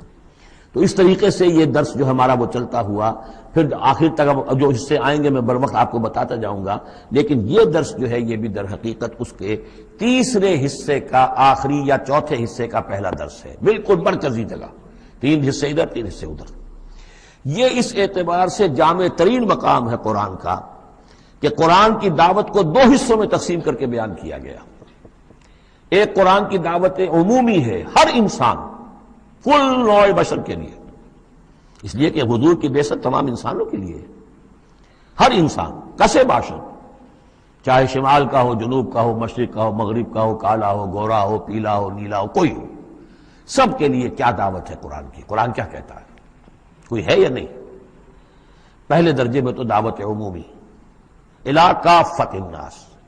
دوسرے درجے میں دعوت خصوصی، یہ کن کے لیے ہے؟ جو ماننے کا اعلان کرے۔ پہلی دعوت دعوت ایمان ہے، مانو اللہ کو، مانو رسول کو، مانو آخرت کو، مانو بعث بعد الموت کو، مانو جنت کو، مانو دوزخ کو، یہ ہے عام۔ جو یہ مانتے ہی نہیں، اب ان سے کوئی اور کلام نہیں، ان سے ہم کیسے کہیں گے نماز پڑھو اور روزہ رکھو؟ وہ اللہ کو نہیں مانتے، قرآن کو نہیں مانتے، نبی کو نہیں مانتے۔ تو دعوت ایمان ہے دعوت عام قرآن مجید کی، اور پھر جو ایمان کا دعویٰ کریں اب ان سے خطاب ہے کہ اب جگر تھام کے بیٹھو، میری باری آئی، جب تم نے مان لیا تو ماننے کا یہ تقاضا پورا کرنا پڑے گا۔ اب وہ دعوت عمل ہوگی، یہ کرو اور یہ کرو اور یہ کرو اور یہ کرو۔ تو دعوت ایمان یہاں پر، اور پھر دعوت عمل، ان کو علیحدہ علیحدہ سے جو ہے اللہ تعالیٰ نے ان 6 آیات کے اندر بیان کر دیا۔ یا ایھا الناس، اب دیکھیے دعوت عمومی کا خطاب ہے، یا ایھا الناس، 4 آیتوں اس کے تابع ہیں، اور آخری 2 آیتوں میں پھر آئے گا یا ایھا الذین آمنوا، پھر وہ اہل ایمان سے جو ایمان کا دعویٰ کریں مان لیں کہ ہاں ہم نے مانا۔ یا ایھا الناس ضرب مثل فاستمعوا لہ، ایک مثال بیان کی جاتی ہے، ذرا توجہ سے سنو۔ ان الذین تدعون من دون اللہ لن یخلقوا ذبابا ولو اجتمعوا لہ، یقیناً وہ معبود جنہیں تم پکار رہے ہو اللہ کے سوا، یہ بت تمہارے جو، چونکہ جو مخاطب اولین تھے وہ بت پرست تھے، لن یخلقوا ذبابا، یہ تو اس پر بھی قادر نہیں ہے کہ مکھی تک کو پیدا کر سکے، ولو اجتمعوا لہ، یہ جو کعبے میں رکھے ہوئے 360 کے 360 بت مل جل کر بھی ایک مکھی پیدا کرنا چاہے تو نہیں کر سکتے۔ سامنے کی بات تھی، تو صرف شعور دلانا تھا، جیسے حضرت ابراہیم نے بھی ان بتوں کو توڑ کے ذرا انہیں آمادہ کر دیا ایک دفعہ کہ وہ اپنے گریبانوں میں جھانکیں ضرور، ایک دفعہ حقیقت ان پر منکشف ہو گئی۔ اسی طرح یہ مثال دی جا رہی ہے، وَإِن يَسْلُبْهُمُ الذُّبَابُ شَيْئًا، اور یہ تو بات بہت دور کی ہے کہ وہ مکھی کو پیدا کرے، مکھی ان سے کوئی چیز چھین کر لے جائے، ان کے سامنے حلوے مانڈے رکھتے ہو، مکھیاں بھنبھناتی ہیں، وہ تو مکھیاں بھی اڑا نہیں سکتے، ان یسلبہم الذباب شیئا لا یستنقذوہ منہ، تو اسے واپس چھین نہیں سکتے، حاصل نہیں کر سکتے۔ ضعف الطالب والمطلوب، بہت کمزور ہے طالب بھی اور مطلوب بھی۔ یہ ان تین الفاظ میں قرآن مجید کا توحید کا جو عملی لب لباب ہے وہ آ گیا ہے۔ انسان جو ہے، جو بھی کسی بھی درجے میں باشعور انسان ہے، اس کا کوئی نہ کوئی آئیڈیل ہے، آدرش ہے، کوئی نصب العین ہے جس کے لیے وہ بھاگ دوڑ کرتا ہے، محنت کرتا ہے دن رات۔ تو ظاہر بات ہے کہ وہ آئیڈیل گھٹیا ہوگا تو انسان بھی گھٹیا ہوگا، آئیڈیل اونچا ہوگا تو انسان بھی اونچا ہوگا۔ یہ دونوں چیزیں جو ہے کورسپونڈنگ جائیں گی۔ اگر آپ کا مقصود ہی پست ہے تو ظاہر بات ہے آپ کی اپنی شخصیت بھی بڑی پست ڈیولپ ہوگی۔ مقصود اونچا ہو، بلند، لیکن فرمایا ان کا تو جو مطلوب ہے وہ بھی ضعیف، تو طالب تو اور بھی ضعیف ہوئے۔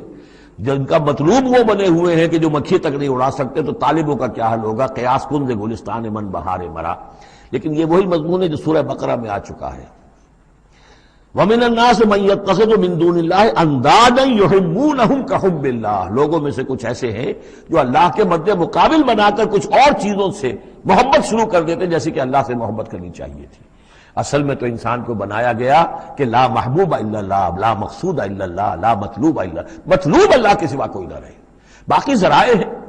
زندہ رہنے کے لیے روٹی کھانی ہے، محنت کرنی ہے، ہل چلانا ہے، ذرائع ہے، مطلوب نہیں ہے۔ نہ کھیتی مطلوب ہے، نہ دکان مطلوب ہے، نہ پروفیشن مطلوب ہے، نہ ڈاکٹری، نہ انجینئرنگ، کوئی شے مطلوب نہیں۔ نہ دنیا مطلوب ہے، نہ اولاد مطلوب ہے، مطلوب صرف اللہ۔ یہ ہے توحید کا لب لباب۔ لا مطلوب الا اللہ، لا مقصود الا اللہ، لا محبوب الا اللہ۔ لیکن جو لوگ یہاں تک نہیں پہنچ سکتے، جیسے جس شخص کو بہت سخت بھوک لگی ہو، اگر اچھی چیز کھانے کو نہیں ملے گی تو بڑے میں بھی منہ مارے گا۔ اگر ان کا ذہن وہاں تک نہیں پہنچا، اگر ان کے ذہن کی پستی کا یہ عالم ہے کہ اللہ کی معرفت حاصل نہیں کر سکے، اللہ ان کا محبوب اور مطلوب و مقصود اصلی نہ بن سکا، تو کسی اور کو اللہ کی جگہ رکھ کر اور وہ پوجنا شروع کر دیتے ہیں۔ کوئی آئیڈیلی ہے، کوئی وطن ہے، کوئی قوم ہے، اور کچھ نہیں تو میرا اپنا نفس ہے، اپنے ہی حسن کا دیوانہ بنا پھرتا ہوں، اپنی ہی حریم ذات کے گرد طواف ہو رہا ہے۔ تو ضعف الطالب والمطلوب ما قدر اللہ حق قدرہ، یہ اللہ کی قدر نہ کر سکے، اللہ کا اندازہ نہ کر سکے، معرفت حاصل نہ کر سکے اللہ کی جیسے کہ اس کے معرفت کا حق تھا۔ اللہ کو پہچان لیتے تو کسی اور سے کاہے کو لو لگاتے؟ حسین ترین کو اگر دیکھ لیں گے تو کمتر کو کون پھر پوچھے گا؟ تو دیکھ نہیں پائے ہیں جلال خداوندی کا کوئی نقشہ ان کے سامنے، جلال و جمال و کمال خداوندی کی کوئی جھلک نہیں دیکھ پائے، لہذا وہ عاشق بنے پھر رہے دنیا کے عروس ہزار داماد کے۔ ما قدر اللہ کا قدرہ ان اللہ لقوی عزیز، یقینا اللہ تعالیٰ قوی ہے، توانا ہے، طاقت والا ہے اور زبردست ہے۔ اللہ یصطفی من الملائکۃ رسلا ومن الناس، دو آیتوں میں تو بات آ گئی توحید اور شرک کی، اب ایک آیت میں رسالت۔ اللہ چن لیتا ہے فرشتوں میں سے بھی اپنے پیغامبر اور انسانوں میں سے بھی۔ ان اللہ سمیع بصیر، اللہ سمیع اور بصیر ہے۔ ادھر سے چن لیا جبرائیل کو اور اپنی وحی دے دی، ادھر سے چن لیا محمد کو صلی اللہ علیہ وسلم اور جبریل سے کہا کہ محمد کو پہنچا دو، تاکہ محمد اپنے ابنائے نو کو، انسانوں کو لوگ پہنچا دیں۔ تو یہ گویا کہ دو لنکس ہیں، ایک فرشتہ رسول ملک اور ایک رسول بشر، جبرائیل اور محمد صلی اللہ علیہ وسلم۔ ان اللہ سمیع بصیر، اللہ تعالیٰ سب کو سننے والا اور دیکھنے والا ہے۔ یعلم ما بین ایدیہم وما خلفہم، وہ جانتا ہے جو کچھ ان کے سامنے ہے، جو کچھ ان کے پیچھے ہے۔ وإلی اللہ ترجع الامور، اور پھر تمام معاملات اللہ ہی کی طرف لوٹا دیے جائیں گے۔ یہ آخرت آ گئی، توحید، رسالت، آخرت، یہ ہے ثلاثی، یہ امور ثلاثہ ہے جن پر ایمان کی دعوت، اور یہ دعوت ہے یا ایھا الناس، اے بنی نوع آدم، اے انسانوں۔ اب بات ہے دوسرے مرحلے پر، جنہوں نے کہا اچھا جی ہم نے مانا اللہ کو، مانا رسول کو، مانا ہم نے آخرت کو، بعث بعد الموت کو، ہم تسلیم کرتے ہیں انا للہ و انا الیہ راجعون۔ تو اب ہے عمل کا مرحلہ۔ یا ایھا الذین آمنوا، اے وہ لوگوں جو ایمان کا دعویٰ کر رہے ہو، اقرار کر رہے ہو۔ اب بات بدل گئی، اب دیکھیے فعل امر آ رہے ہیں۔ پہلے میں فعل امر کوئی تھا ہی نہیں، سوائے اس کے کہ ضربت مثلا فاستمعوا لہ، بس وہ ایک فعل امر آیا تھا، ذرا باتوجہ سے سنو، باقی کچھ نہیں۔ حقائق بیان کر دیے، توحید، رسالت، معاد۔ اب جو لوگ ان کو مانتے ہیں، یا ایھا الذین آمنوا ارکعوا واسجدوا واعبدوا ربکم وافعلوا الخیر لعلکم تفلحون،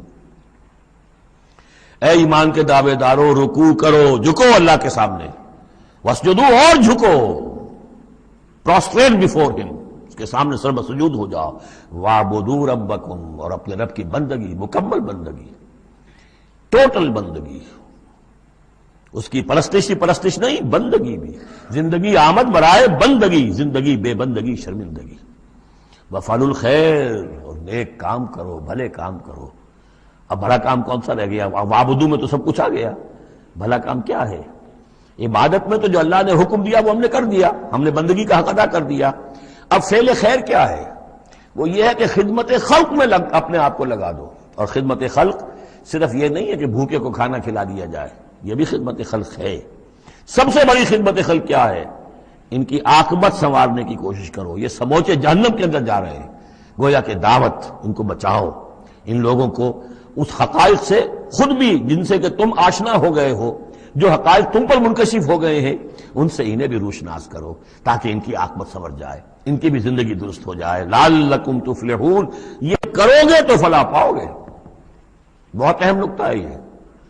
ایمان کے دعوے دارو یہ نہ سمجھ بیٹھو بس ایمان لے آئے تو بس فلاح ہی فلاح ہے، اب کامیابی ہو گئی بس، نہیں، یہ شہادت گاہ الفت میں قدم رکھنا ہے، یہ تو ابھی قدم رکھا ہے آپ نے، اب یہ کرو اور یہ کرو اور یہ کرو اور یہ کرو تاکہ فلاح پاؤ۔ اگر اس کے بغیر اللہ کی توقع کیے بیٹھے ہو تو یہ تمہارا اپنا خیال ہے، وشفل تھنکنگ ہے۔ تلک امانیکم قل ہاتوا برہانکم ان کنتم صادقین، یہ تو پھر تمہاری اپنے من گھڑت خیالات ہیں۔ اور اس سے بھی اگلا حکم ہے وجاہدوا فی اللہ حق جہادہ، جہاد کرو پھر اللہ کے لیے جیسا کہ اس کے لیے جہاد کا حق ہے۔ جی نہیں، یہ سجدہ جو ہے صرف حضرت شافعی کے نزدیک ہے، امام شافعی کے۔ وجاہدوا فی اللہ حق جہادہ، اور جہاد کرو اللہ کے لیے جیسا کہ اس کے لیے جہاد کا حق ہے۔ هو اجتباکم، اس نے تمہیں چن لیا ہے۔ کیا مانی؟ اب نبوت محمد پر ختم ہو رہی ہے صلی اللہ علیہ وسلم، اب آئندہ جبریل کسی کے پاس وحی نہیں لائیں گے کہ پھر وہ وحی پہنچائے لوگوں کو۔ اب یہ کام یہ کہ وہی جو جبریل وحی لائے اور جو محمد نے تمہیں پہنچا دی، اب تمہیں پہنچانی ہے پوری نوع انسانی کی تک۔ یہ ہے تیسری لنک، هو اجتباکم، اپنے نصیب پر فخر کرو، اللہ نے تمہیں چن لیا ہے، سلیکٹ کر لیا ہے۔ یہ بالکل وہی مضمون اب آ گیا جو سورہ بقرہ میں آیا تھا، وَكَذَلِكَ جَعَلْنَاكُمْ أُمَّةً وَسَطًا لِتَكُونُوا شُهَدَاءَ عَلَى النَّاسِ وَيَكُونَ الرَّسُولُ عَلَيْكُمْ شَهِيدًا، وہی مضمون آ رہا ہے، هُوَ اجْتَبَاكُمْ وَمَا جَعَلَ عَلَيْكُمْ فِي الدِّينِ مِنْ حَرَجٍ، اور تمہارے لیے تو ہم نے دین کے اندر کوئی تنگی رکھی ہی نہیں، ملت ابیکم ابراہیم، یہ تمہارے جد ابراہیم ہی کی ملت ہے۔ هُوَ سَمَّاكُمُ الْمُسْلِمِينَ، اسی نے تمہارا نام مسلم رکھا ہے، اللہ نے تمہیں اس مسلم کا خطاب دیا ہے۔ حضرت ابراہیم نے بھی یہی کہا تھا، ربنا وجعلنا مسلمین لک ومن ذریتنا امۃ مسلمۃ لک، ہماری امت میں سے بھی ایک امت مسلمہ اٹھائی ہو، من قبل وفی ھذا، اس سے پہلے بھی اور اس میں بھی، لیکون الرسول شہیدا علیکم وتکونوا شہداء علی الناس، وہی مضمون جو سورہ بقرہ میں تھا، وکذالک جعلناکم امۃ وسطا لتکونوا شہداء علی الناس ویکون الرسول علیکم شہیدا۔ فرق کیا ہے؟ وہاں پہلے امت کا ذکر ہے پھر رسول کا ذکر، یہاں پہلے رسول کا ذکر ہے پھر امت کا ذکر۔ لِيَكُونَ الرَّسُولُ شَهِيدًا عَلَيْكُمْ وَتَكُونُوا شُهَدَاءَ عَلَى النَّاسِ فَأَقِيمُوا الصَّلَاةَ، بس اس کو اپنی پوری طرح سمجھنے کے بعد اب بسم اللہ کرو، قدم آگے بڑھاؤ، تو سب سے پہلے قدم کہاں بڑھاؤ گے؟ فَأَقِيمُوا الصَّلَاةَ وَآتُوا الزَّكَاةَ، نماز قائم کرو، زکوٰۃ ادا کرو، واعتصموا باللہ، اور اللہ کے ساتھ چمٹ جاؤ، اللہ کے دامن سے وابستہ ہو جاؤ، ہوا مولاکم، وہ تمہارا مولا ہے، مددگار ہے، پشت پناہ ہے، حمایتی ہے، فنعم المولا ونعم النصیر، کیا ہی اچھا ہے حمایتی اور کیا ہی اچھا ہے مددگار۔ بارک اللہ لی ولکم فی القرآن العظیم ونفعنی وإیاکم بالآیات والذکر الحکیم۔